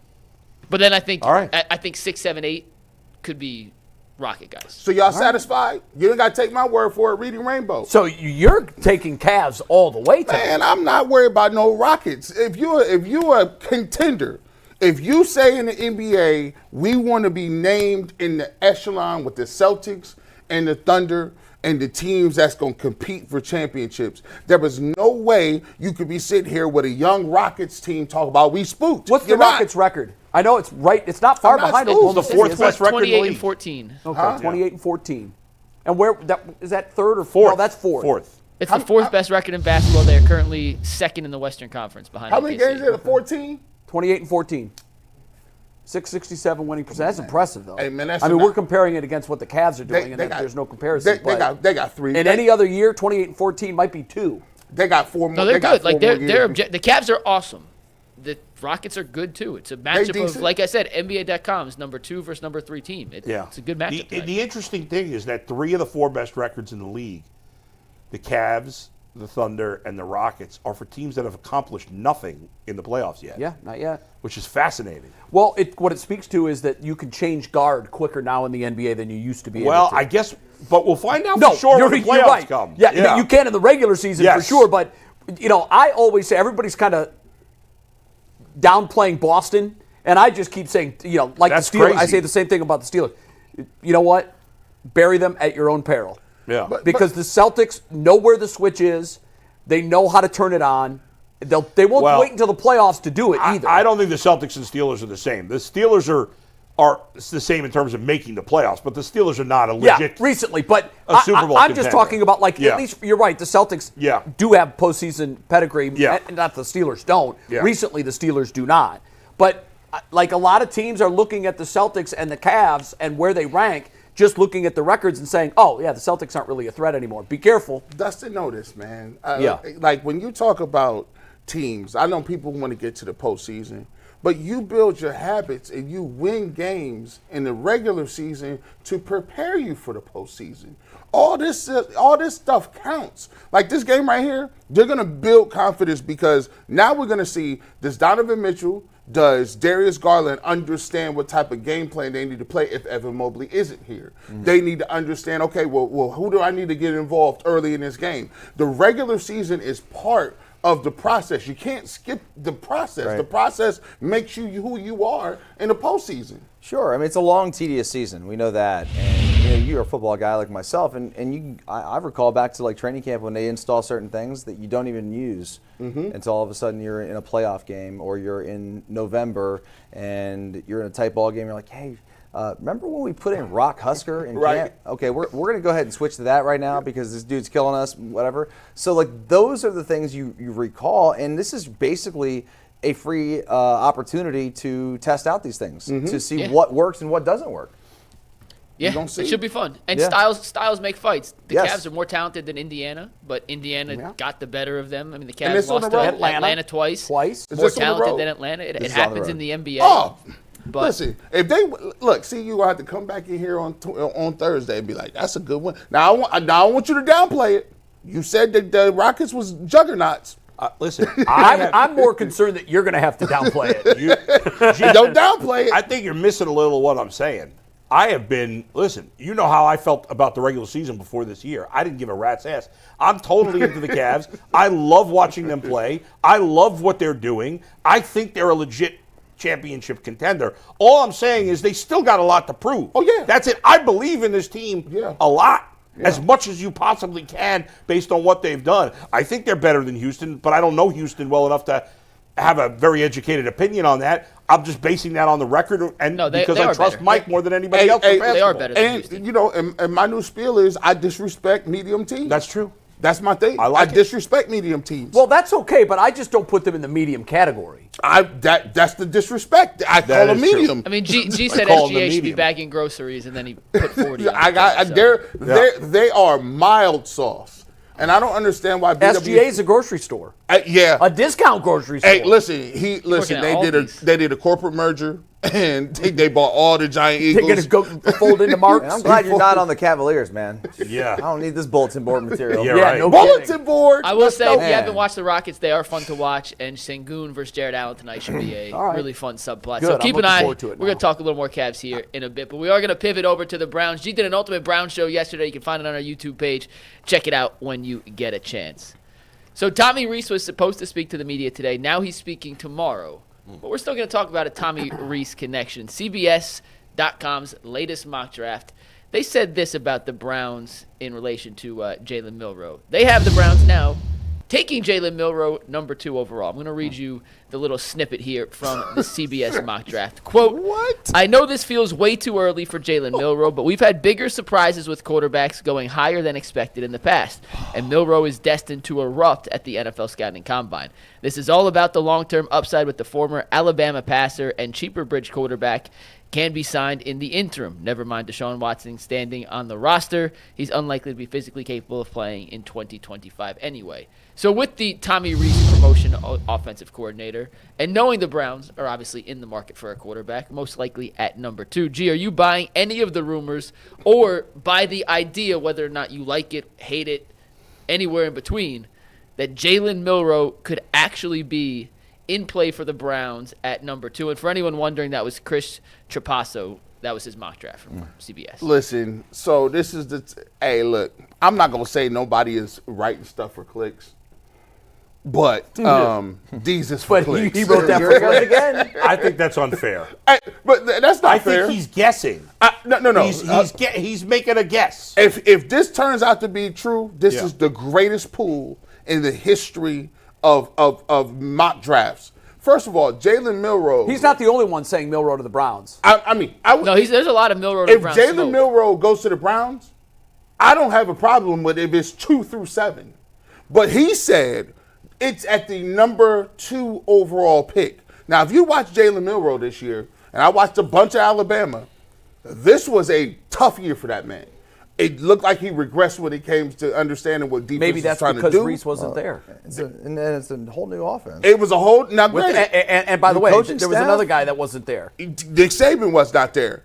But if you look at him throwing the football, just go back and watch that Michigan game. Yeah, no. I mean, and I'm not saying that he can't be a great quarterback, and I'm not knocking him. If the Browns came to me and said, all right, give me Travis Hunter, give me Abdul Carter, give me one of those 2 guys, and then Jalen Milroe, it just happens to be sitting there at the top of round 2, I had no problem with it. I'd be like, hey, go ahead, let's do it. But for me to take Jalen Milroe over Cam Ward or Shedeur Sanders at this point, that to me would not be a thing that was like, I couldn't do it. I'd be disappointed. I know you said you'd be okay if they took him. I will be disappointed if they take him. To me, period. I don't know if it was this article in the draft, but I read a mock, I think it was yesterday, that compared him to Lamar Jackson, or at least used Lamar Jackson in the same sentence. Yes, and that is blasphemy. That was the other part of the question I wanted to kind of get to on Jalen Milroe. But is it? It is. Lamar Jackson was drafted 32nd. Yeah. Lamar Jackson, just go back and look at Lamar Jackson in college. Yeah, I did. I have. Lamar Jackson at Louisville, look, he's at Alabama. When you're at Alabama, you've got 5 stars everywhere around you. Do they You still? can't have a 16 yes. You can't have a 16 touchdown, 11 pick season at Alabama. I don't care if it's a new offense. I don't care if Nick Saban is gone. You are surrounded with talent. And I think a more appropriate comparison would be Jalen Hurts to me. I think he's more in that mold. And I don't know that he's 6'2". Do you guys think he's 6'2"? He doesn't place it. I don't know. I mean, I'm anxious to see what the combine he's a has physically him built guy. I don't know if he's 6'2 He's or thick. 6'1. He's a thick guy. Now his legs, Dustin. Yeah. Compare him with Lamar Jackson. Oh, there's a comparison there. Yeah. He's electric when he's the fastest dude both in of the those field. guys are the fastest guy in the field at all times, and they get to touch the ball. So like, there's no doubt you'd want to have that guy on your team. Do you take him at 2? Is it worth it at 2? That I can't answer. I haven't studied these guys to know exactly who's on the top of my board. I don't have a board. I watch a lot of college football. Yep. It's my I do job. too. You know what I mean? I watch these guys play every week, and I think he's a hell of a player. I thought he was better last year, and there may be a reason why that we don't know. Yeah. And the one reason is probably Nick Saban and that whole staff. Now, I do agree with the mock author when he said that he is going to absolutely dazzle with the stopwatch at the combine and probably even his throws. I imagine when he's throwing with no defense and no pressure. 4.35. I But think he's going to run ridiculous 4.35. arm. But I don't know, man. Now Tommy Rees is the guy that I really want to pick his brain, not in front of a camera and a microphone, because he's going to temper all of his comments there. Because even if he is in love with Tommy Rees, he's not going to say it because they don't have the first pick. So I do think that he's the guy. If he loves him and he's telling Kevin, I'm telling you, he's the unicorn. He is Lamar Jackson. Then there's a high likelihood that they take this guy if they value what Tommy Rees tells them. But I just don't 2 is high. know. 2 is crazy. And 2 is Why is It it is crazy? very high. I Based think- on what? based on mock drafts? No, based on the way Yeah, he you played. watch it. Based on the way he played last year. Well, I think here's what it's based on for me.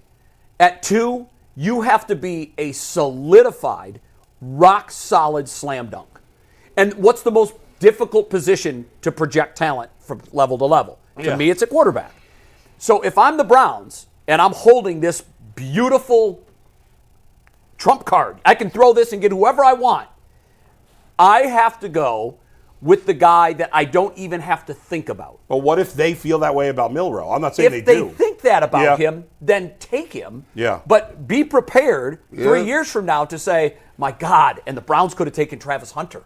They could have taken him. He was a Right. slam dunk. but they're not. They don't care about 3 years from now. They're trying to save their jobs for next year. I And if they get feel like that. Milroe is going to be the guy that comes in here and that can turn this franchise around, they better take him like now. Yeah, but I just, think- man, if they think he's the guy that can turn the franchise around now, I don't think he's- coming off a Jay, 16 to 11 ratio in college. I just can't make that argument. I said it's not. It doesn't help the kid's case, but I don't know why he threw 16-11. I you knew know the who had a- previous year 23-6, and they And were by the way, right that's at not eye popping. damn near a natty. So I mean, I don't know. You know, he has a better career completion percentage in college than Lamar Jackson does by a lot.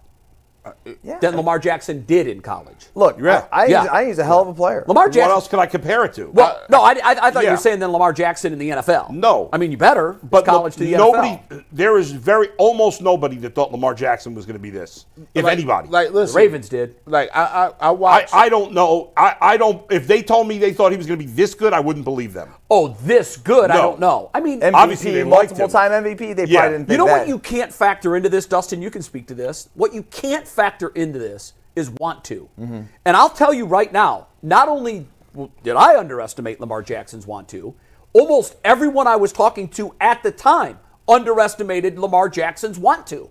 Lamar Jackson has become the player that he is because this dude has put in the work. And I don't just mean physically. Last year, he felt he was a little too heavy. So what did he do?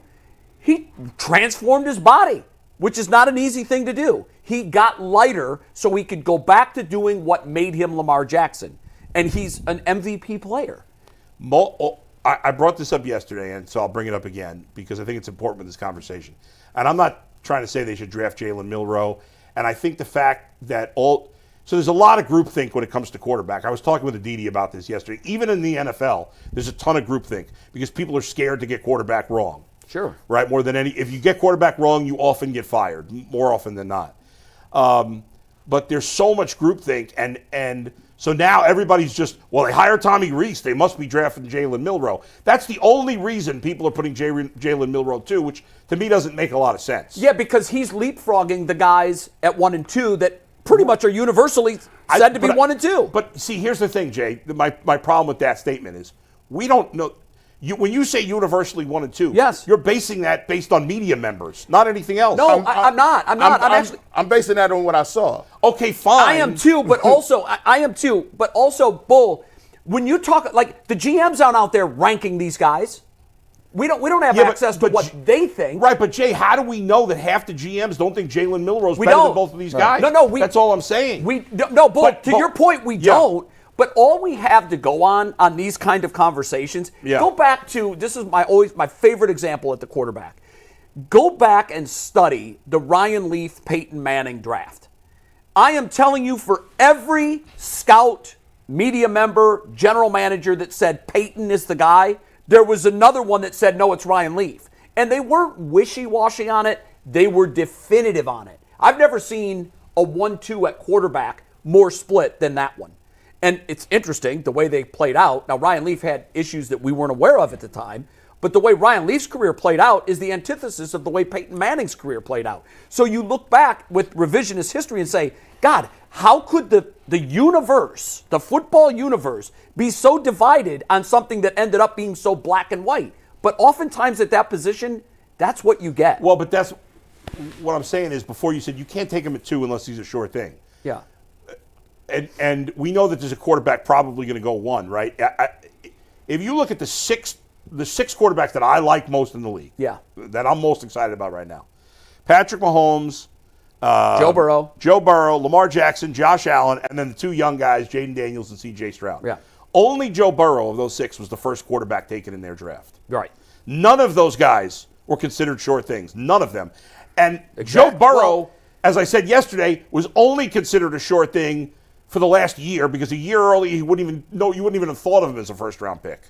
When you say sure thing, yeah, because I said when you're picking number 2 and you're void of talent in a lot of places, you have to, in my view, I know you have to weight what's the most important position. That's why everybody overreaches and goes for a quarterback. That is the most impactful position, I think, in all of sports. Quarterback. Of course. So obviously, you might stretch your boundaries and parameters for what you think is a sure thing if it's at quarterback. But where the Browns are, void of talent all over the field, I think what you have to do is go with the best available player. I don't agree with that at all. And I think it's going to be Hunter. We talked about this yesterday.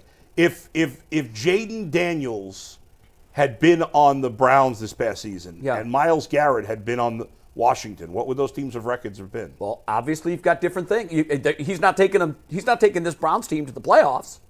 I don't think Jaden Daniels would have made that big of a difference. I think he would have. How many games do you think the Browns would have won? The Browns won 3 games, guys. He would have had to be +8 to get them into the playoffs. Okay, I didn't say necessarily he was going to make the playoffs. But right. how many That's games, what I'm saying. How many games do you think he would have won? 9. I think they would have had a chance to be 500. They would have had a chance to be 500. I think they would have had a good chance, which is a huge difference from 3 wins. Now look, it is a huge difference. And how many wins would Washington have won? How many games? Without him? Yeah. Probably 4 or 5. Okay. And by the way, they got better all over the field. Nobody was saying that last year. Nobody. Nobody was saying what? Nobody was saying Washington was better before you knew what Jaden Daniels was. Nobody. No. I was the only person in America that picked them to make the playoffs. No, that's not what I'm saying. That's a fact. What I'm saying is this year, they got better all over the field. That's what everybody says now. Nobody was saying that last year, because if they didn't have him, none of it would have mattered. I'm not talking about last year. I'm talking about the additions that they made to their team. What? Who were the additions? They signed 20 free agents. But who? So spectacular. And by the way, their defense was 32nd last year. I know, but Jaden Daniels doesn't line up on the defensive side of the ball. But their defense in 2024 was not that good. It was a playoff caliber defense. No, it wasn't. Did they make the playoffs? They made the playoffs based on their offense. Are they still playing? They were 16th. It was 16. 6 mil. Yeah, mediocre. Okay. From 32nd? That's a big That's improvement. a huge improvement. They did not make the playoffs because of their defense. You just said it. They wouldn't have made the playoffs without Jaden Daniels. What I said was, you asked me, would the Browns make the playoffs just by adding Jaden Daniels? They might. No. They're going to win 8 more games. They won 11 last year. They're going to win much worse quarterback play. 8 more games with Jaden Daniels. Overrate. They could, certainly. Well, I'm not saying it's a short thing. I'm asking you, what would they have won? I said yesterday I thought they'd win 8-9 games with Jaden Daniels. And that's exactly what I said. And I said they would be a team that could part of that, to be 500. Part of that is just because the AFC is much tougher than the NFC. This topic is not Jaden Daniels. It's what are you doing at 2 with Jalen Milroe? That's it. But the point is that Nobody thought Jaden Daniels was going to be this good. Nobody. Maybe Washington. Jaden Daniels won the Heisman Trophy playing in the SEC. Correct. Call up his quarterback stats from his senior year. I just think judging a guy based on touchdowns and interceptions only for 1 year in college. Like 50 touchdowns. Here's what I'm going to say. I'm not judging him off the touchdowns and interceptions. Yeah. Go back to last year. Jalen Milroe actually got benched in the first part of the season. That's true. He got sat down because he was struggling. He did not look comfortable. He hit his stride. They played a game against South Florida, and it was a rainy game, and they scored like 10 points or something, and he got benched. Now, he came back the next week and got his job back. And obviously they did much better. But he for me, when I look at it, and you take a look at this year. Now, listen, I watched the Wisconsin game. They lost to Vanderbilt. They lost to Vandy. That was stunning. I watched him play against Michigan, and I'm not saying that he's not an electric athlete. What I'm saying is, if you're Kevin Stefanski and you're Andrew Berry, you need somebody that's going to come in that's going to be able to do what? You got to think about what they have now and where they want to move to. They had a bunch of people this year that couldn't read defenses or didn't have a clock in their management in their head on when to throw the ball away and when not to keep the ball and when to hold the ball. Now, listen, they want to move to certain things. If it's me, I need to find the best guy that's going to fit what I can do. I want an accurate guy. I want a guy that can play on schedule. I do want some guys that are athletic back there, but I just think Jalen Milroe, if you take him, he's a project. He's more of a Richardson, like for the Colts. Like he's Richardson's that project's maybe over already. Bull, to your point that no one said Jaden Daniels was going to have this impact. And by the way, I agree with that. No, you couldn't have projected that he was going to rewrite the rookie quarterback record book. Right. Nobody could have see that coming. However, he threw 40 touchdowns to 4 picks in his senior season. Well, Josh Allen threw playing in the exact same conference. Josh Allen threw 16 touchdowns. He's going to argue the talent. What's that? You're going to argue the talent on that one. Well, no, I'm not. Really, because Josh Allen didn't have great stats coming out of college. But I think in that case, the talent is sort of apples to apples and oranges to oranges because he wasn't playing against SEC talent. Wait, but he also... And by the way... Right, yeah. So that's an indictment on Josh Allen for sure. Yeah. However, in some cases, you're looking at physical tools, especially when the competition is wonky.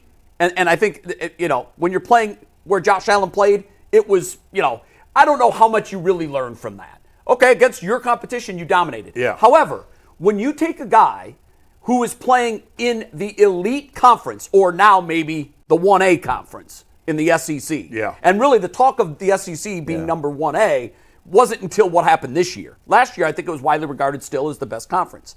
He threw 40 touchdowns to 4 picks, completed almost 3 out of every 4 passes he threw.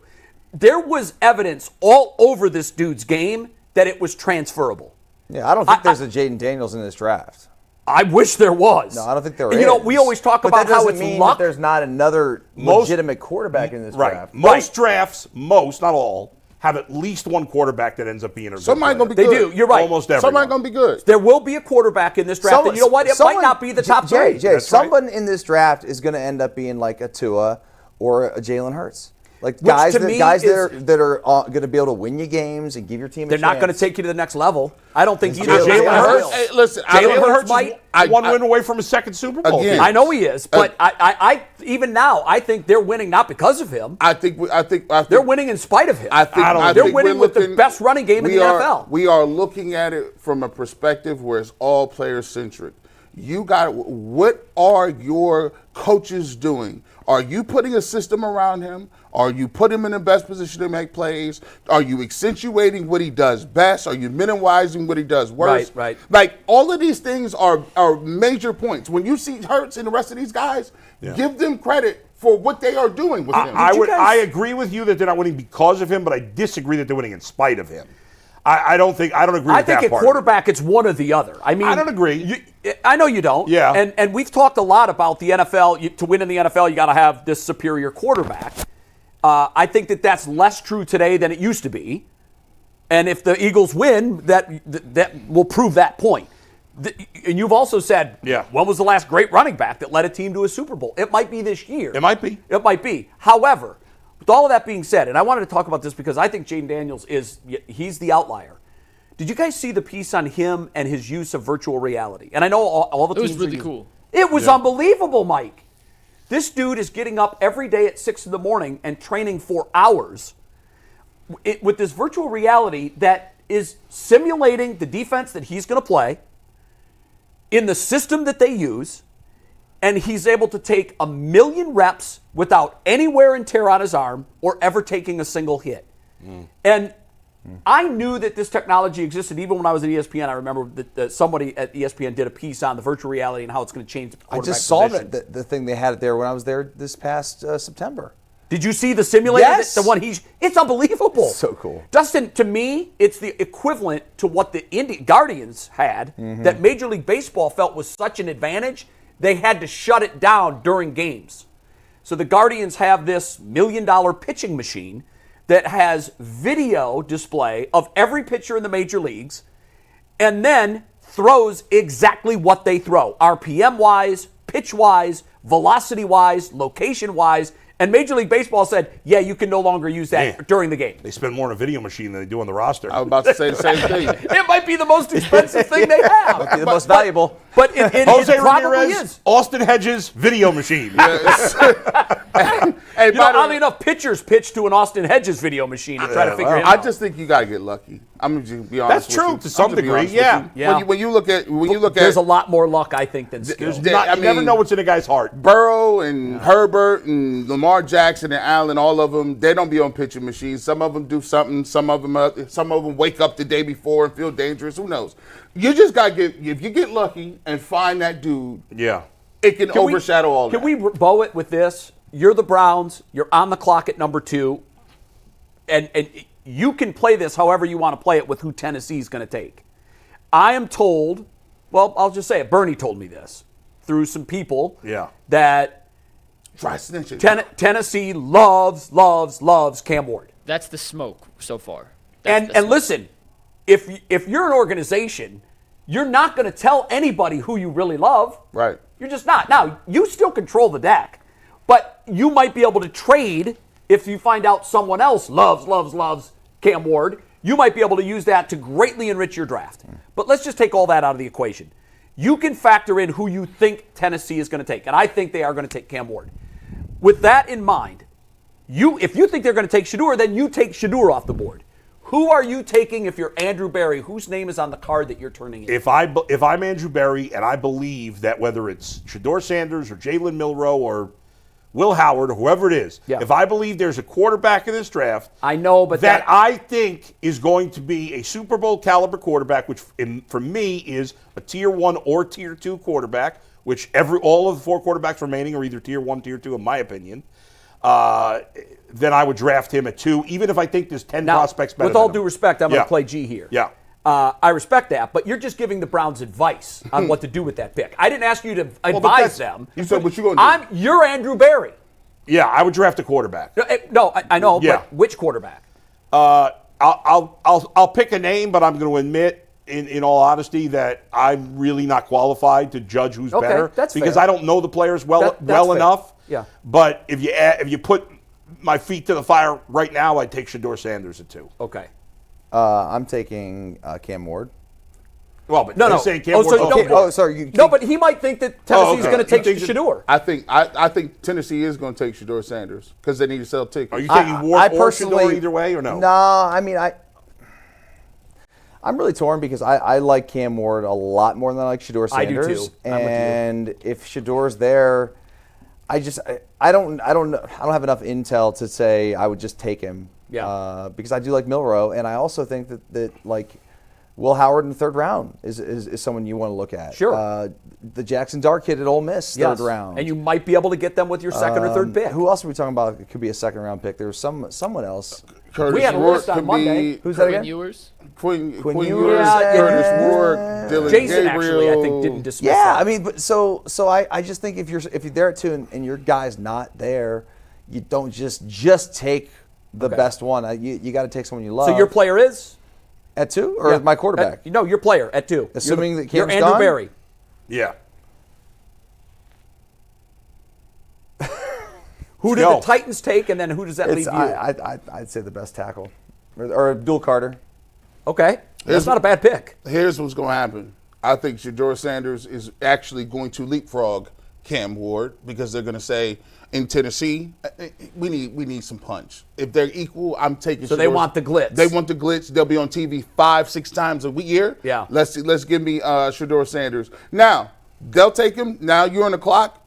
I think that I like Cam Ward better than Shedeur Sanders. Okay. So I'll run to the podium and be like, Cam Ward at number 2. Right. Okay, so all that being said, I believe that Tennessee is going to take Cam Ward, and I believe that the Browns should take, at that point, because there are guys like Jackson Dart, and and this sounds like a Buckeye Homer thing, but I've watched Will Howard over the last 4 games throw dots. Yeah, he was great.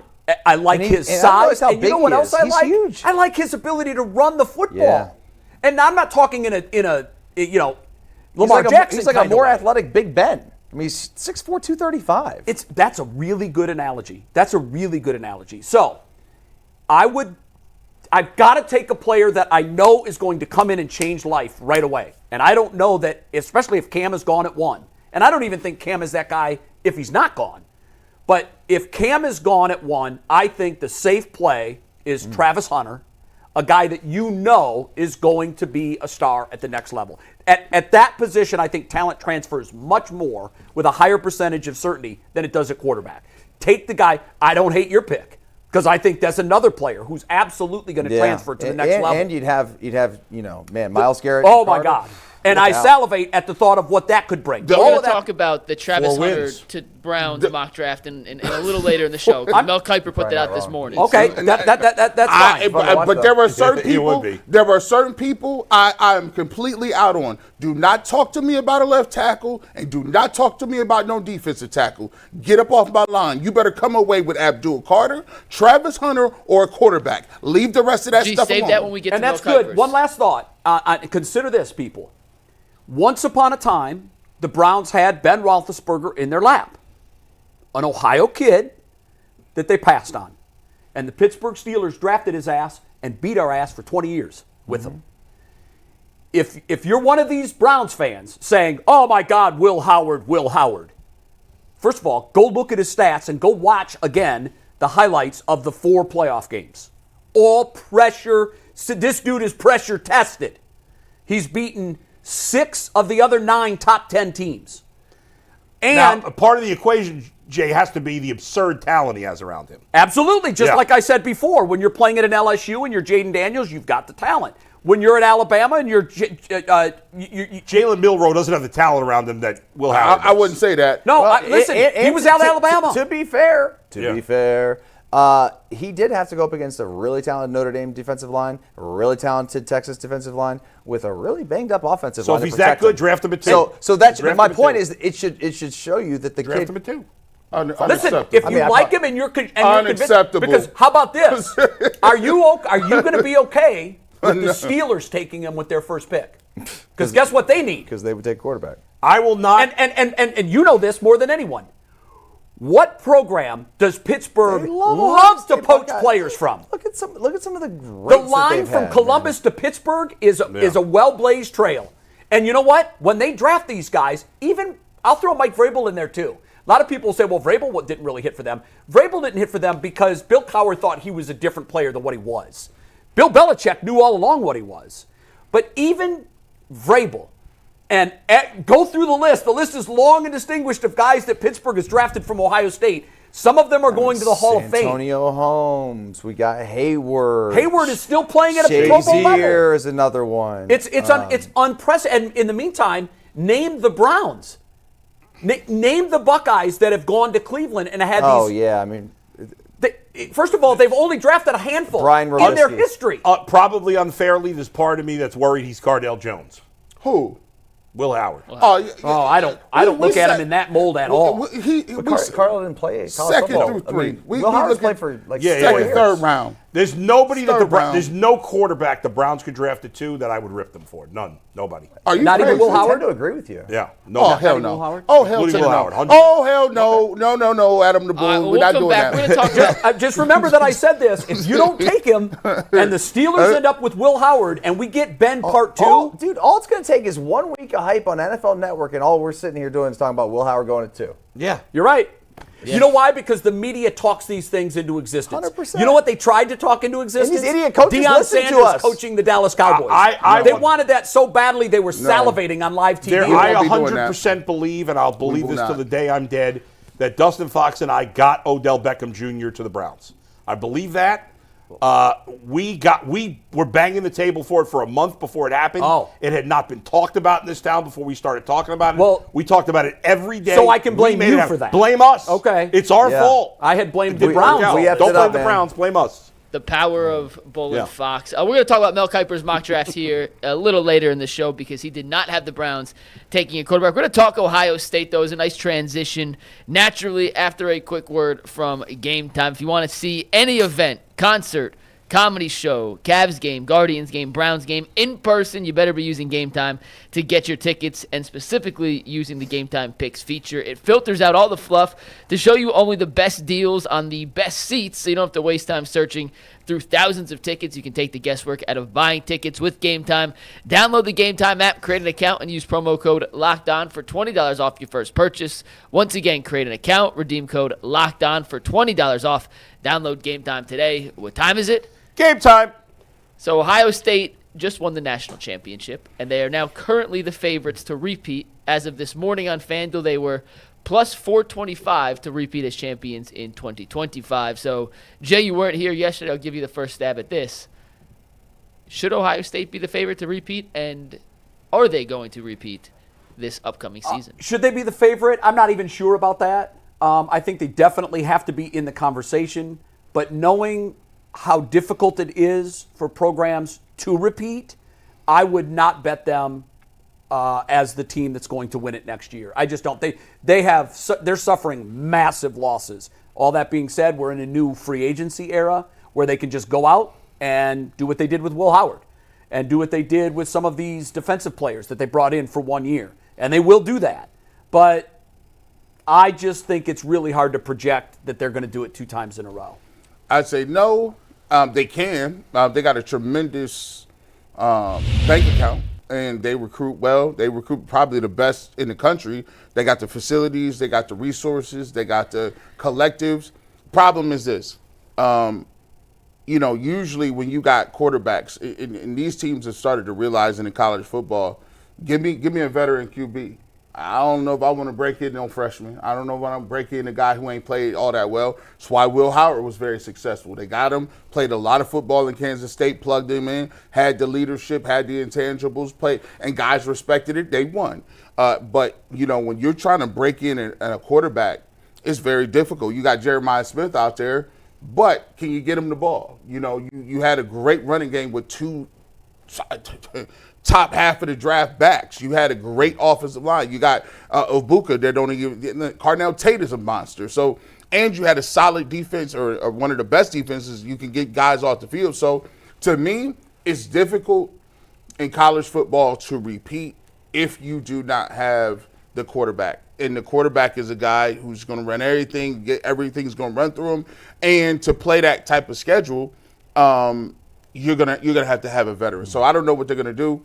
They got what is it? The same kid? Is he still there? Ty was talking about the kid yesterday. That's there. Julian Sain. Julian Sain. He is he's the odds-on favorite to be the guy. Yeah, but it's gonna so pull it's somebody. so early. Yeah, it it's is. so early. Just talk to me in August. Exactly. So, and it might be somebody to decide tomorrow. You know what? I like Ohio State, and I've been balling here for a little Yeah, bit. well, and that's my point because to answer the question that you guys have posed, yes, this is the year that they will repeat. And I would put my money down because Ohio State just proved to everybody that they have the NIL figured out and the portal figured out better than everybody else. And they've got an idea of how to build a team with culture and with chemistry. Did they keep everybody? Is Kelly going to stick around? I have no idea what happens here over the next several weeks or months, but I do know this much: they're the cool kids now. They're Alabama. They're the Miami Hurricanes. They're the Ohio State Buckeyes. They're the coolest thing going in college football. They were so dominant against every blue blood. Every team that you like when I was a kid growing up, like the Oregon Ducks, the Texas Longhorns, the Tennessee Volunteers, State, Notre Dame, Penn State, Nittany Lions, Texas, everybody that I was like, those teams are so cool.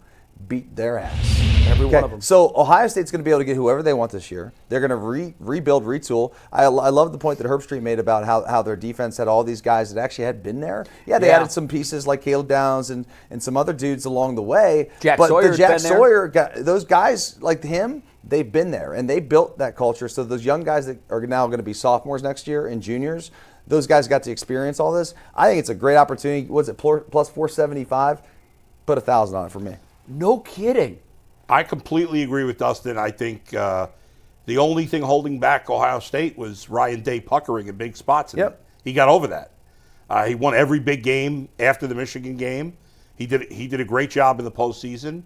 They didn't just win in the college football playoffs. Oh, I know. They destroyed all 4 teams that they played.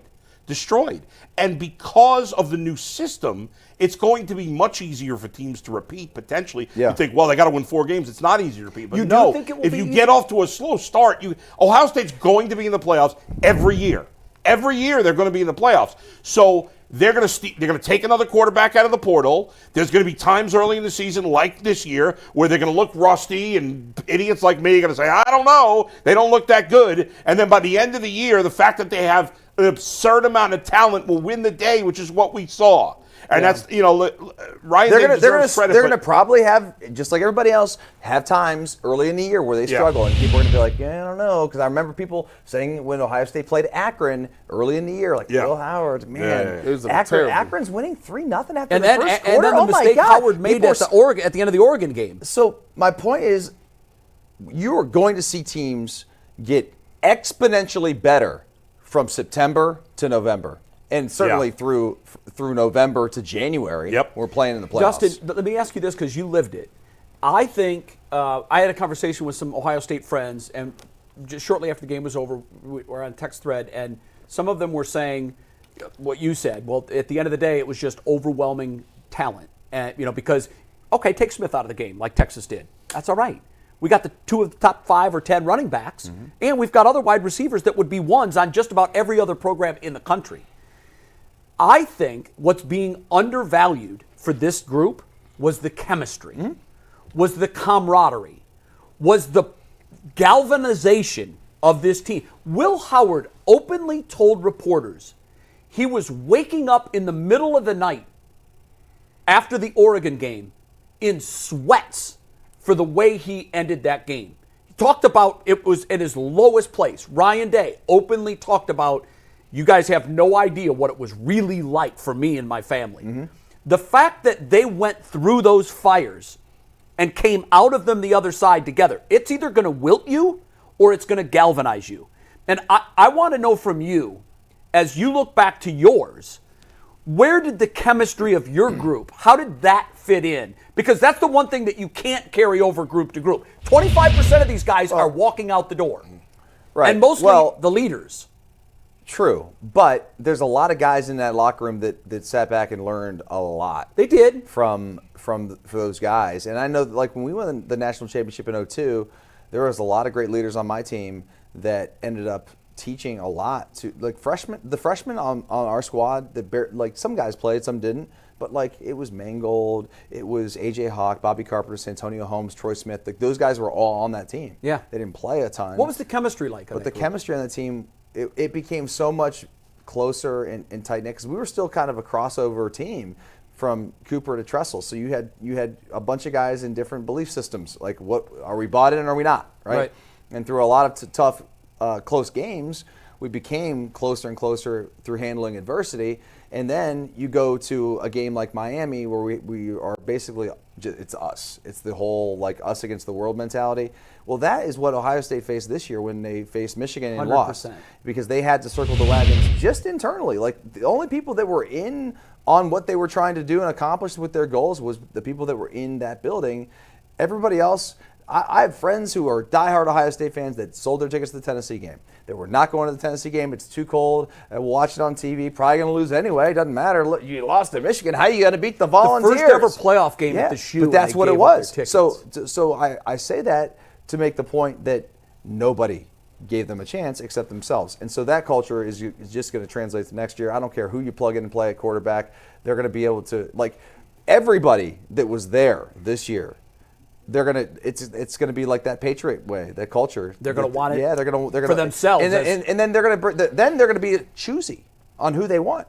Like, we don't need you. Now their best players coming back, and he's gonna have more experience. Best players coming back for 2 years unless he enters the portal. Let's be clear. Now, no, I don't think he is either. Yeah, but you never definitively used to say there's nothing he can do anywhere else that he can't do at Ohio State. I remember a time when they had Kyle McCord at quarterback.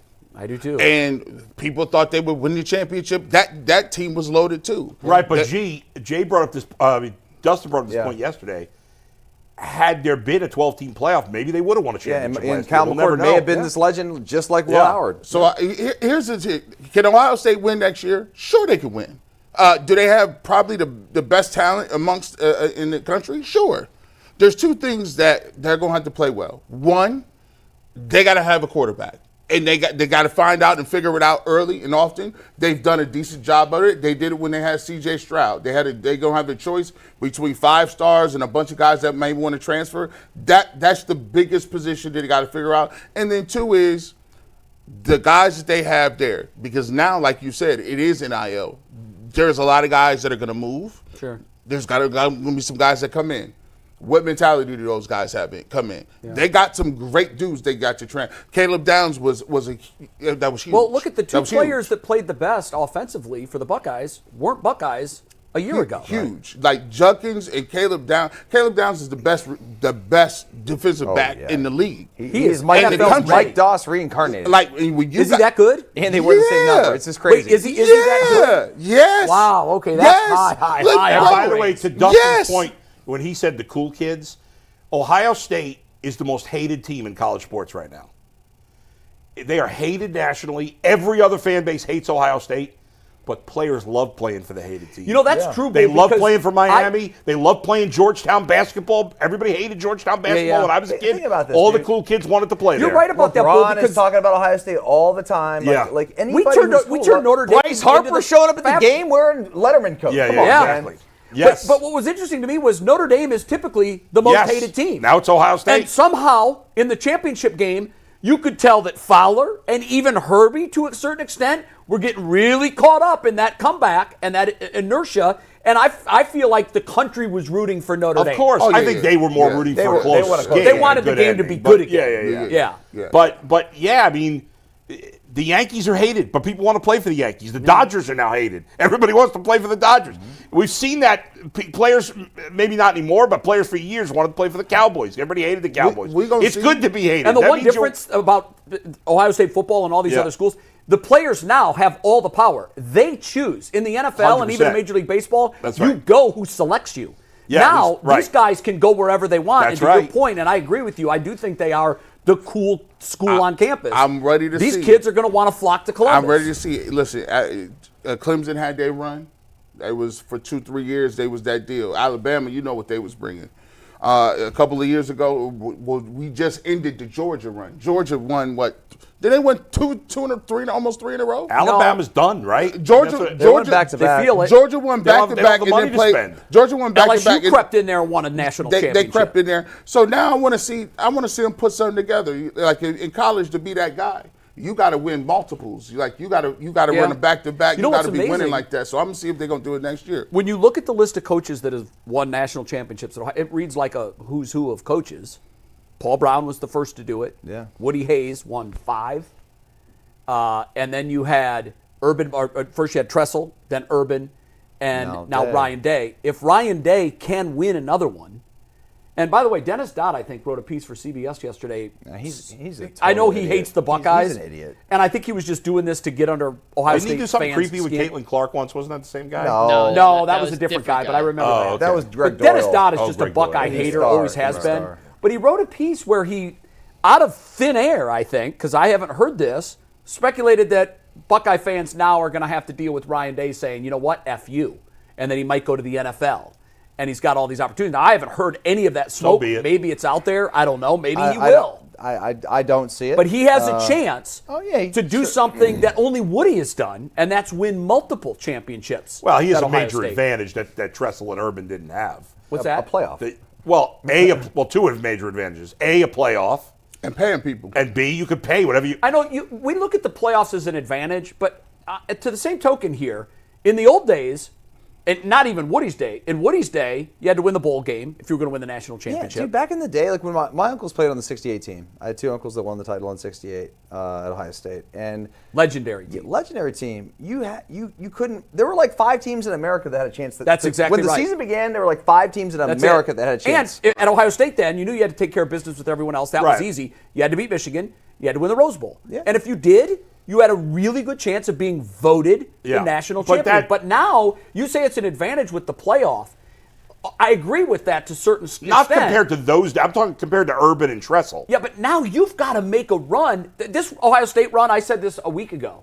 This Ohio State run is the most impressive run to a championship that college football has ever seen. You can't compare it because there's no opportunity to make this kind of I would run. just ask you, show me the other national champion that beat 6 of the other 9. But nobody else had that opportunity, Jay. That's the point. I know they didn't, but now moving forward, to do that, you're going to have to beat 4 top 10 teams. Right, but which is tough. But I agree. Tressel and Urban never had the opportunity to make the playoffs unless they were one of the 4 best teams. Right. Ryan Day would not have made the playoffs if they had not changed the rules this year. I had the BCS when I played, so it was only 2. You were 1 or 2. Yeah, back then it was 2. So there's you can make a case that it's easier. You can make a case that it's harder. I think it's much easier to get into the discussion because they're taking 12. But let's see what happens moving forward. Ohio State won this thing as an 8. Jim Tressel wasn't able to pay players either. Legally. Yeah. Yeah. I don't know. I mean, Allegedly. we got 2 more topics we got to get to today. Make sure you hit the like button, hit the subscribe button, help us out, especially on the Ultimate Spinoff shows. Hit the like buttons. You'd be amazed at what that does on the back end to help. Nobody knows what that means, Mike. None of the listeners know what on the back end means. They do. They have no clue. We're the smartest listeners in America. How do you just? I think they're a little smarter. Everyone they're knows way what the smarter back than On end the is. back credit end. for. Nobody knows. The back end. I don't even know what that means on the back end. It just helps push it in YouTube's algorithm. That's all you got. On the back end. Let's go. Speaking of confusing things, though, Bull. Yeah. I laughed at your tweet yesterday. Shams reported a trade in the NBA. And Steve, you can take this tag board full here. And it was a 4-pick trade. Phoenix traded their 2031 unprotected first to Utah for 3 first-round picks. The Suns are acquiring the least favorable first in 2025 of Cleveland and Minnesota, 2027 of Cleveland, Minnesota, Utah, and 2029 Cleveland, Minnesota, Utah. To which Bull then quote tweeted, "Try saying that 5 times fast," which I did think was a. I mean, that's very a mouthful funny tweet. there, that trade. But It is. And I was thinking, and then I texted you and Jason. I'm like, why did the Cavs make that trade? Well, that's what we're going to ask right now. So, to put the trade into context for people, essentially the Jazz consolidated the picks they got in return, or the pick swaps they got in return for the Donovan Mitchell and Rudy Gobert trades to Phoenix for an unprotected asset in 2031. So that pick in 2031 that they got back from Phoenix, no protections. If they get the number 1 overall pick, that is Utah's number 1 overall pick. In the NBA, you could obviously protect picks, and those are the pick swaps. So it's the worst of the 3 picks from those 3. From Phoenix's perspective, they now have 3 first-round picks they can trade. They were in the similar situation to Cleveland where they couldn't trade a first-round pick until 2031. They now have 3. So pretty creative move in terms of acquiring assets, and for Utah's standpoint, in terms of getting a better asset at what they could be as opposed to what they think the Cavs and the Timberwolves will be in those 2027, 2029 years. So, Bull, do you think this was a missed opportunity for the Cavs? And is there another opportunity to make a similar deal like I don't know enough about what you'd have to find another bad team that has multiple draft picks in multiple years to be able to make the similar. Is that team out there, Mike? Because that was my question. Yeah. Okay. There are 4 teams right now that have 10 or more picks in the first round of the next 7 drafts. That's incredible. The Thunder, the Jazz, the Spurs, and the Nets. The Thunder, we mentioned they have 12 picks. There's no way they're helping Cleveland. They're not making a trade with Cleveland. No, obviously not. The Jazz just did it. The Spurs might. So the Spurs are interesting, but back on draft day this previous year, They traded the number 7 pick in this most recent draft, who became Rob Dillingham, who's a rookie for the Timberwolves. For the Timberwolves, 2030 and 2031st unprotected. So they already have their future. And they're on the rise now. They're on the rise. They're like about to go into a contention window, don't you think? Yeah, they're in the playoff hunt right now. They're not real contenders. So they're not contenders yet, but they're not far away. And then the Nets are the other team, and they're kind of an interesting situation. Because you're trying to trade with them for Cam Johnson. And if you acquired those picks, those were picks that you would want to send to Brooklyn for Cam Johnson. So would Brooklyn send you picks that you're going to then send back? Whole thing. So I don't know if there's a team out there. Can you even do that? Yeah, I mean, I don't think they would, Mike. I don't think there's a deal. Yeah, out that's there. the problem. There's not a team. Now, I'm not going to kill Kobe Altman because he's done an amazing job. First of all, that type of trade, it never even crossed my mind to make a trade like that, but it's actually really smart. When I read it, I said the same thing. I'm like, can you even do this? And I never would have thought of that either. Yeah. We were even discussing options that the Cavs had on Monday, I and didn't this think of it never either. came Nope, up. didn't think So of it either. kudos to them for thinking that way. But And that I would don't have been a blame good Kobe trade for the Cavs. You need a dance partner, and I don't know who it is. I wonder why the Cavs did, and maybe they did, and maybe ultimately the Jazz decided that who did they do it with? The Jazz may have decided Phoenix. that Phoenix has a better chance of being bad going into the 2031 draft than the Cavs do. Maybe the Cavs were in on it for all I know, but and probably, right, Mike, it's likely. I mean, if you had to bet now who's going to be a worse team in 2030, as crazy as that seems, you'd probably bet on Phoenix more than That the is Cavs. such a long-term. I Listen, know. Kevin Durant is old enough at this point. Yeah. In 2031, I can't imagine No. maybe. They're in a terrible cap situation. Yeah. Like that 2031 unprotected pick, Phoenix could be a dumpster fire by And the then. Cavs might be bad by then too. Like, we have no idea. It's 5 years from now. Really, Yeah, but 6 I think years from to now, your but- point, if I'm projecting, If which I is had to almost bet, impossible to do, Right. you have no idea what the next 5 years will bring. Right. But because the Cavs are young and signed and on Yeah. the rise, I would easily bet that Phoenix is going to be a better attractive pick over Cleveland. So for all we know, Kobe Altman was in that conversation, and they just, smartly for them, probably picked Phoenix. Yeah. But it is an interesting way to get back draft picks to trade that you don't have I never really thought I about. didn't either, Mike. Are you okay with that? Like, I don't think you should be allowed to do that. Why not? I just don't. I don't like this idea that you're trading assets 5 years out. Like at the NFL, they don't. You can't. I've never heard of that. I've heard of I the think you NFL can. 3 I just years don't think out. You can do trade it. first I don't round know if picks there's up a to rule 7 against years it. out. In the NFL? No, in the NBA. Yeah, 7 okay, years no. out. In the NBA, I know you can. To me, I just think and I know the draft is much different in the NBA than it is in the NFL. Yeah. You build through the Well, draft. also in the NFL, you can trade as many first-round picks as you want. Can In the you? I didn't know. Yeah, Because I've never heard a team trading more than 3. I don't think teams have traded more than 3 ones in a year, but the Rams, I think, traded their first-round pick in different trades like 6 years in a row. Yeah, they didn't have it this year. No, I know that. I know that. I'm talking about looking out. Yeah, I don't know. I don't know if there's a limit. I've never heard of a team trading 4 first-round Agreed, picks. but I also never heard of there being a rule against it. I haven't either. I don't know, but I just assumed that there was. in the NBA, the fact that you can't trade consecutive first-round picks, I don't like that rule. You should be able to. Yeah. I know they did it because of Stepien here in Cleveland. Yes. Yes. But Way back. I think they should get rid of that rule. You have to give smaller market teams an opportunity to be creative because major market teams, no matter if you got a salary cap or not, have an advantage. They do. So you have to give small market teams a little bit of ways to get and say,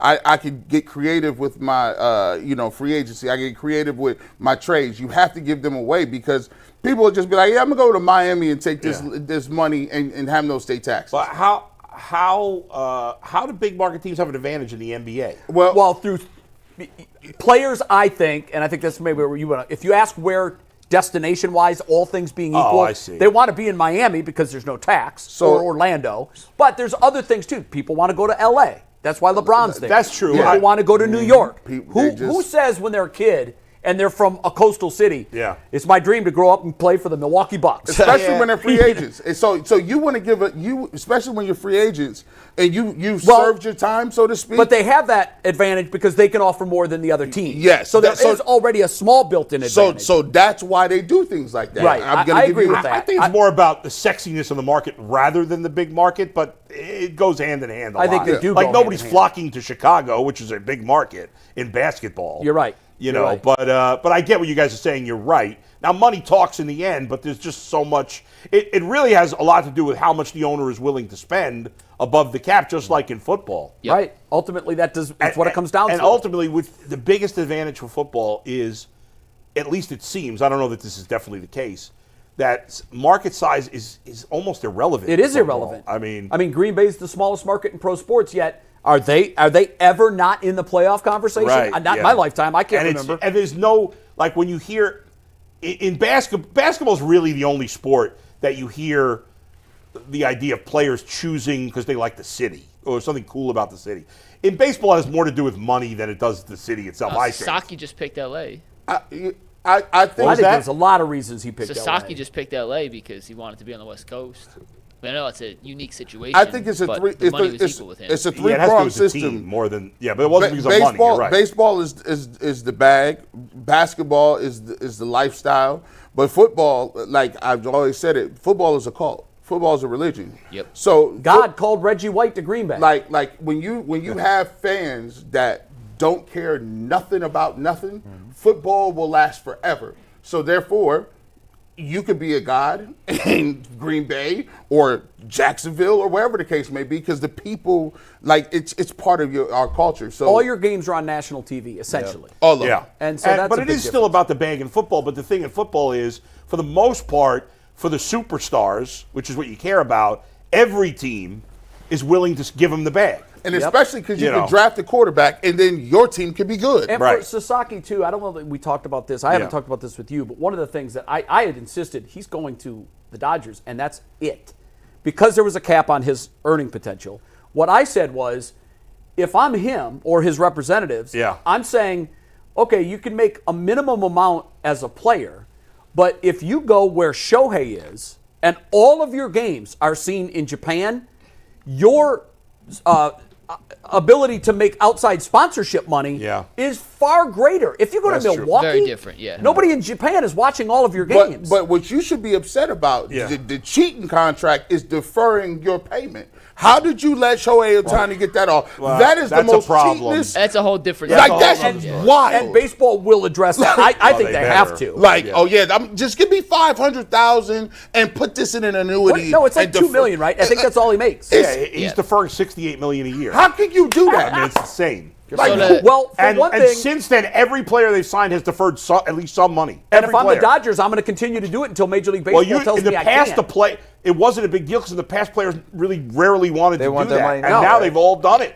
Well, you know what? I think the smartest contract in the history of sports is still Bobby Bonilla's. Still good. And I know it's, whatever, it's $1 million a year on July, whatever Bobby Bonilla Day is. But the fact that he hasn't swung a bat for them in 20 years and he's still getting $1 million a year. Best contract is his, and then Allen Iverson's deal with Reebok. Yeah. What was his? I remember Lifetime. it was gargantuan. Lifetime. They gave him a lifetime deal, but then they took $40 million and said you couldn't touch it until you was like 50 something. And if ever a player needed it, it was it Allen was Iverson. AI. Yeah, he was like, listen, we know your lifestyle, dog. Like, We're going to hold So this to- side for you. To It's like a answer the trust. question Yeah. that we kind of started this with, is there a trade partner for the Cavs to make a deal like this? I don't see it, I but don't that either. doesn't mean it doesn't exist. Yeah. It could be out there. I just don't see it. I All right, take guys. your word for that, by the way. Last topic of the day, Bull. If you like the YouTube show, it helps go into the algorithm and send out to more people. So it's not on the back end. on the back it's end. right on, On the the back front end. page. How about that, Bull? Watch that back end there, man. Whoa, Okay, whoa, whoa. so Pause. we teased this a Whoa. little earlier. We talked about one mock draft that had Jalen Milroe at 2 to the Browns. Well, Mel Kiper Jr., we all know Mel Kiper. He put out his first mock draft of the 2025 season this morning. And his pick for the Browns is Travis Hunter. I want to read you his little write-up on Travis Hunter because one thing in particular stood out to me. Okay. As Mel Kiper said, quote, know how I just said the Titans had the league's second worst QBR and interception total? Well, the Browns were the worst in both categories. Deshaun Watson also retore his right Achilles, and Jameis Winston is a free agent, so taking Sanders isn't out of the question. He also had Cam Ward going number 1 for the record.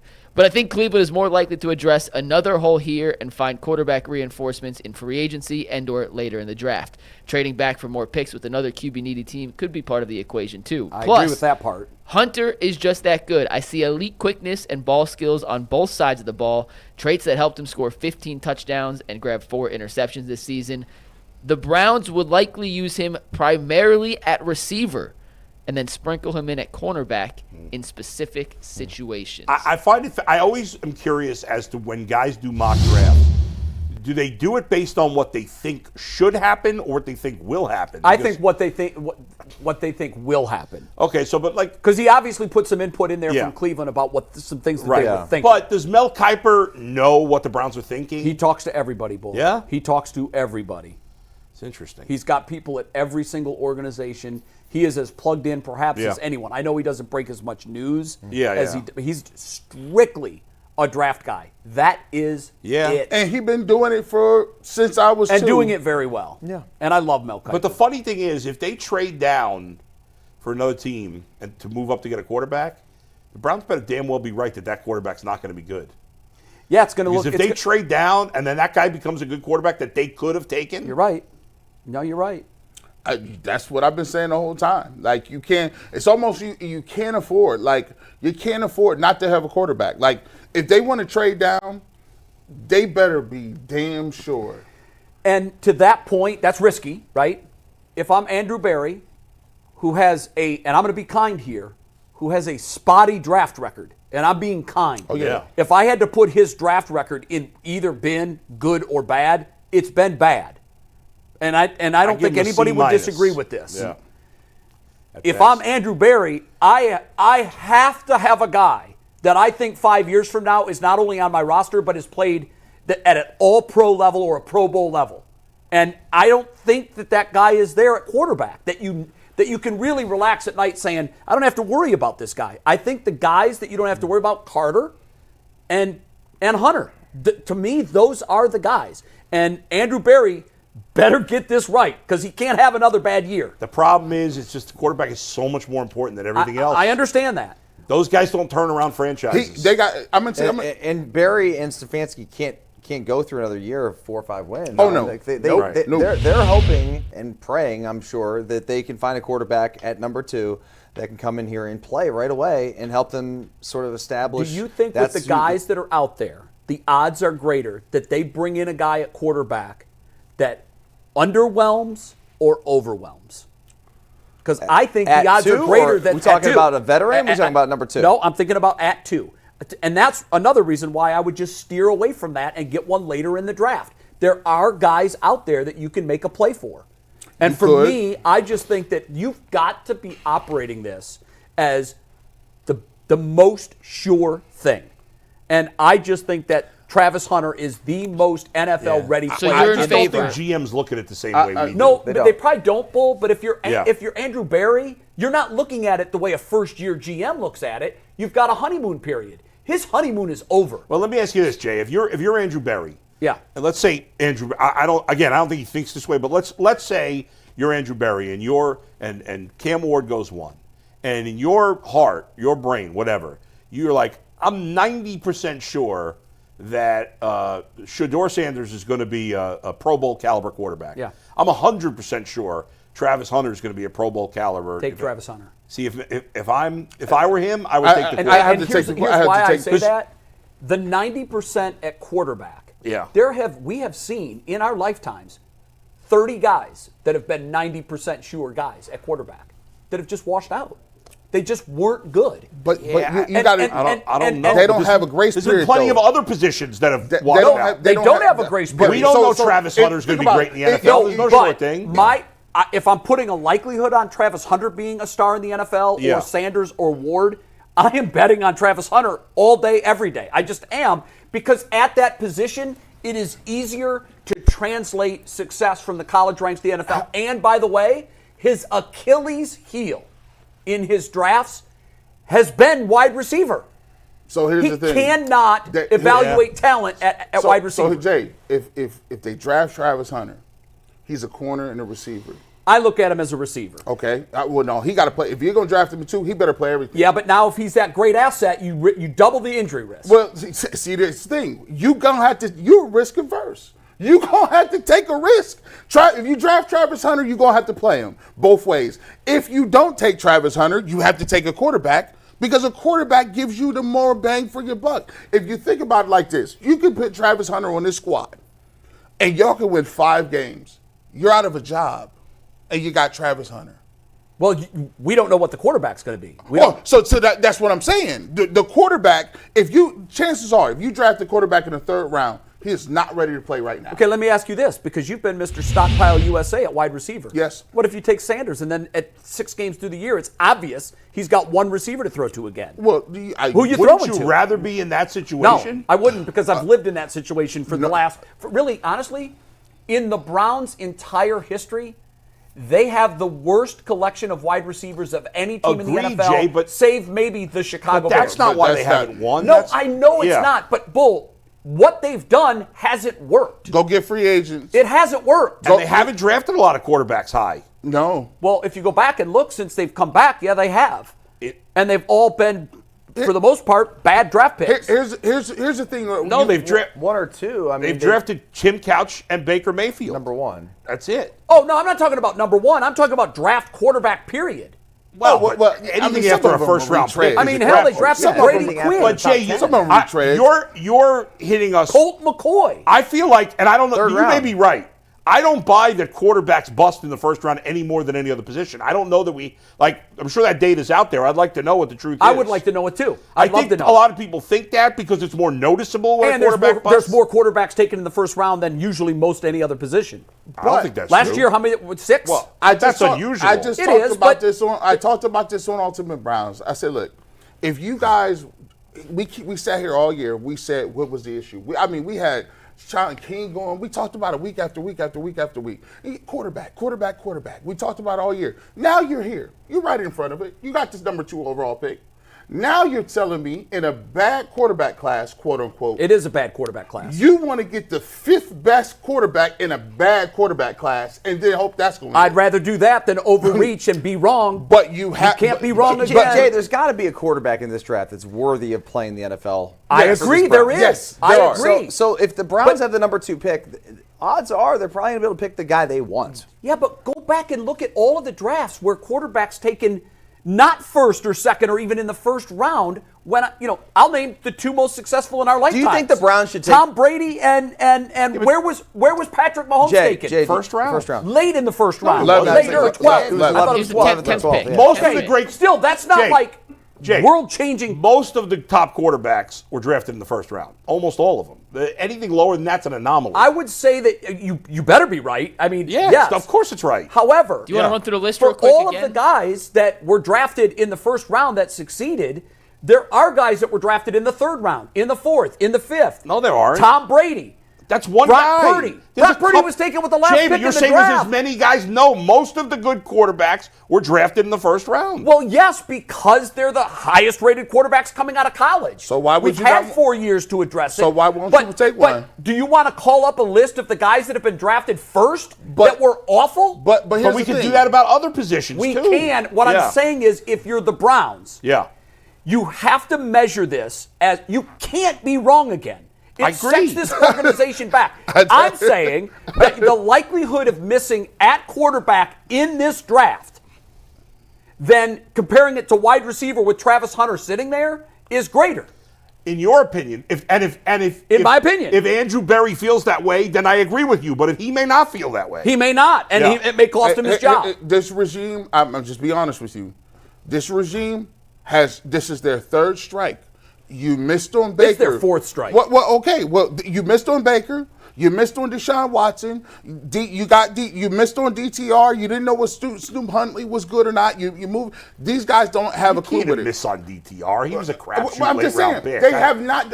And I don't even think they missed on Baker. They have not. I don't. They have not developed a quarterback and identified a quarterback while they've been here in 5 years. Well, this group didn't draft Baker. Well, but they missed. Some So would we say, can't even count Baker. No, yes, you can. They had an evaluation on whether Baker Mayfield was good yeah, or but not. not This Andrew current Berry. group didn't pick Baker. No, they were. No, he's saying they did an they evaluation were whether or not he was there the coaching long-term. him. He was long-term right option. on the team. What don't you get about that? Baker Mayfield was the quarterback. Yeah, but they No, didn't gee, take this him. group. You said this group. This group. They- G is saying they had 2 years to evaluate whether or not Baker was the And they quarterback of the missed. future. And Oh, they you're missed. saying he's been Oh, good? I Yes, know. yes. G, I got you, G. You see what I I'm got saying? you, I'm G. like, Yeah, what do you mean? We missed. You said they missed. I thought they missed him in the draft. And I did too, because we were talking specifically about drafting. Their evaluations on quarterbacks in general has been poor while they've been in Cleveland. So here, we see today, you need a quarterback. Now, for you to just be right here and need a quarterback and say, I'm going to draft a receiver, when we know, you guys are smart. You know what the position is. The reason we don't want to do it is because we don't have faith that they'll pick the right person. I don't. That's it. I don't. But that's But you still have to do that. The bottom line is, and I agree with you, if you have no faith they're going to get it right, which is fair. I don't have a ton of faith. I have none. Then they're going to screw up. No matter who they draft, they're going to screw it up. Which is why I'm going back to, if I'm this regime, and you've got no cachet with the fans, you've got no previous draft equity that you've gotten it right, you can't afford to maybe get it wrong. You have to go with the most sure thing. If he's drafting that way, he should be fired. I know, but Bull, it's different than if he was a first-year GM. Let's take a flyer on a quarterback. We got the number 2. Let's see what we can get. But this about Stefanski, though.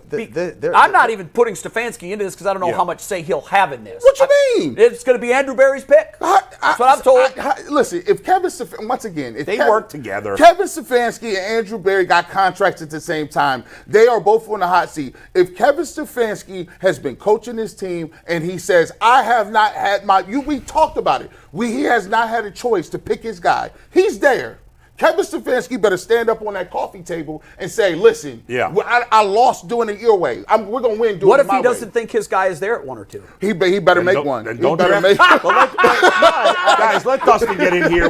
I just think. I dream of genie. And this is about 6 minutes ago when I tried to respond to your comment about this. In terms, do you think that the Browns, if you're Kevin Stefanski, do you think that there's a quarterback in this draft that you think can help your franchise turn it around? Well, Kevin Stefanski's the only one that can answer that. Right, and there has to be. There's got to be somebody. And with all these players in college football, there's got to be at least one that you're like, that's the guy. Now, I agree with what you're saying. There is a quarterback in this draft. There's a quarterback in every draft. Yeah. Well, and guess what? You have the pick at number 2 to go get the guy that you want. And so with that being said, none of us can sit here and say they're idiots when they make that pick. That's right. Because we looked at a mock draft and said he was rated as the 50th best Here's how I'll say they're idiots. If it doesn't work, that's it. Well, if they draft but we won't know that Will on draft Howard day. at number 2 and it works, they're geniuses. I'll shake your hand. If they take Will Howard at number 2 and it fails, they're fired. Yes. That's it. No one's arguing that. Here's the thing. It's kind of funny. Is like they're going to get fired if they lose. Yes. Done. So they actually do have a free pass here. Not for me, they don't. But you're not paying the checks. I don't care. Yeah. I mean, I don't think fans are giving anybody a free check. But fans Nobody don't matter. has a free pass. I love Half the fan base thinks that they should both be fired right now. Yeah, but they're not. I know they're not. That's reality. it. But And a free pass is you can get this one wrong and be safe. I think they let cannot get this one Dustin wrong. finish his point. I don't even know what my point is at this point. Yeah. I got your point. There is a quarterback in this draft. Now, go back to when the Niners took Brock Purdy with Mr. Irrelevant. That was, even if you ask John Lynch, we like him. That's a throwaway pick. That's just, you know what, we do want a little depth at that position. You're going to need it. Let's lucky. take him. We think he's got the tools. But nobody in the San Francisco organization took the podium after that draft and said, we've got a guy They got here. lucky. Jay, here's my point. Here's my point. Here's my point. Yeah. Okay, sorry. Yeah. My point is this. Okay, you could take Myles Garrett in this draft right now, and it doesn't matter. Like they're going to get fired. Yes. If they take the best player, they're going to get fired. No, so they have to go take the best quarterback. So here's why you can't say that definitively. I can say if they get this wrong, they're fired. Sure, I can. I can say definitively, if they get this wrong, they are fired. I can definitively say If they get that. the quarterback wrong. If they get the number 2 pick wrong, disagree with you. I think they're fired. Disagree with you. Because their track record is ass. They haven't had a good draft. In fact, collectively, their draft, I think you're right on the money. C-. That's what I give their draft collectively. You need a home run. You've got to bring that above a C grade. And the only home run you could get is a quarterback. Correct. So if they get Travis Hunter, and let's just pretend for a second. If they get Travis Hunter, and he comes in and has a Jamar Chase kind of season, Right. they're fired? Yes. If they get 5 wins, yes. Malik No, I'm Neighbors just did that I'm in not New projecting York. the wins. I'm saying if this guy comes in, That's the one. if this guy comes in and balls out, Yes. because if your quarterback balls out and you get 5 wins, bye. Because he He has more impact on the game than the wide receiver No, does. they wouldn't, because if you play the rookie and you win 5 games, there's going to be moments where he shows signs of He progress. better look good a lot more than you said. If he balls out, he's getting fired. If they draft a quarterback and he balls out, it's irrelevant what their record is next year. Yes. He won't get fired. They won't get fired. If I'm just going to say this definitively, you can print this. Yeah. If they win 3 games again next year, everybody's gone. Okay. There's no free pass. Sure, but the but they got the quarterback right, but we won Jay, 3 games. It's kind of hard to get the odds the of winning 3 games with the quarterback playing great are nearly tough. impossible. And if you have a Super Jamar Jets. Chase kind of season at wide receiver, coupled with the other wide receiver that you have, I'm just going to project that this team's going to win some football games. What are the odds of having a Jamar Chase type of season with a bad quarterback? What are the odds never of happens. one of the 2 guys that are there having a Jaden Daniels type season? He can have Bo Nix type season. Neither is likely. I would say it's more likely at wide receiver because we've seen it a lot at wide receiver. We have? We've seen wide receivers come in and have success year 1 With right away. bad quarterbacks? I'm not Malik bull. Neighbors. That's outside. Yeah, Malik Neighbors is a great example, And the but I'm not Giants even still looking at suck. that. Malik I'm not Neighbors even didn't have a looking at that. Jamar Chase type season. What are you talking about? Well, he had a first of good all- season. First of all, he was hurt, right? He spent not a lot of time, but some time out. These guys' jobs are on the line. They're not going to wait around for a mid-round pick. You're right. They're not going to wait for Mr. Irrelevant. Get it wrong, quarterback or wide receiver. Get it wrong, bye. All right, we got they know super that. chats. No free pass. We got to get to super chats. We got 4 super chats. Salvatore the 216 says, "Does it not prove Coach of the Year is all about whoever beats expectations the most? Since it seems no coincidence that a town like Cleveland will have won the last few years across all 3 I've been sports." saying that Yes. for a couple of years. Yes. Yeah. Super chat 2. Will Howard is Josh Allen 2.0. Watch. Always take the guy who can play in the snow. You can get him at 33. Take Hunter or Abdul Carter at number 2. Does everybody here think you could get Will Howard at 33? I do. Here's what I'll say about quarterbacks. Know that. It all depends. It all depends on if there's a run on quarterbacks, and it all depends on if somebody likes you. They like Bo Nix. Yeah. They talked about it. I like him. I'm drafting him. I bet And you the fact that he was the 6th quarterback taken. I bet you last year a lot of people thought they could get Bo Nix or Michael Penix at 33. Yeah. You know what? There were a lot of teams that did think that. And the other quarterback thing you got to keep in mind is with the 32nd pick, and we've seen it happen a bunch. Teams straight up to the 32nd pick, take the quarterback because they have a 5th-year option on the rookie Yes, contract. that's true. That makes a difference. That's Because another if you one. hit on that position, Yeah. winning with a rookie quarterback contract is easier than it is winning with a non-rookie. And I'm not talking about, I know it's hard to win with a rookie, but if you're only paying your quarterback rookie salary money, you can afford better talent across the board. And you get that 5th year. Vernell big. Jackson says, who retires first, Durant, Steph, or LeBron? LeBron said he only playing 1 more year. Well, he did say he could play 7 more years, didn't he? Or was that Aaron Rodgers? That's a great question. I think injury will play a factor. And the last one, Salvatore the 216 says, in your opinion, who is the 2nd greatest Cavalier of all time? Kyrie Irving. Of all time. Yeah, Kyrie Irving. Man, I want to be thoughtful. Who else is in the argument right now? That's really difficult. Mark Price? I just wish that Kyrie. I wish Doherty, Kyrie Price, Nance. Donovan Mitchell in the argument? Yes. Yeah, he's in the 100%. conversation, but for me, it would be the same reason why I don't have Kyrie at number 2 right now is because it wasn't long enough. It was 7 years or 8 years. Was it 8 years? Did Kyrie play here 8 years? Yeah. Yeah. We forget a lot of the years before Well, LeBron. the pre-LeBron All right, years. so were, Kyrie was drafted in 2011, right? Right. I'm gonna go with Kyrie. He was Rookie of the Year, All-Star. He's all. Did he ever make All NBA here? Pretty sure. I think Kyrie. Kyrie. I can tell you one sec. Yeah, one year he did. I would go. I mean, he did average. What did he average? 27 while LeBron was here, or was it 25? I don't remember. Kyrie made All NBA 2nd team in 2019 and 3rd team in 2015 with the Cavs. Wow. 19, I don't think he was with. I'm gonna go with statistically and accolades wise. I'm gonna go with Kyrie Irving. That's really tough. I don't think you can get that wrong if you went with Kyrie. Yeah, there's some other guys that could be. Oh, Zadrunas. Big Z. No, he's not number 2. Underrated, but not number 2. Did you guys ever hear Number 2 in points. Did you ever hear the Jay, save that thought for overtime. clip of tape on Isaiah Thomas talking about Mark Price? No, I don't think You so. should look at that sometime. Mark Price was great. We're going to see he in overtime. calls him the most underrated player Peace. of the year. See ya.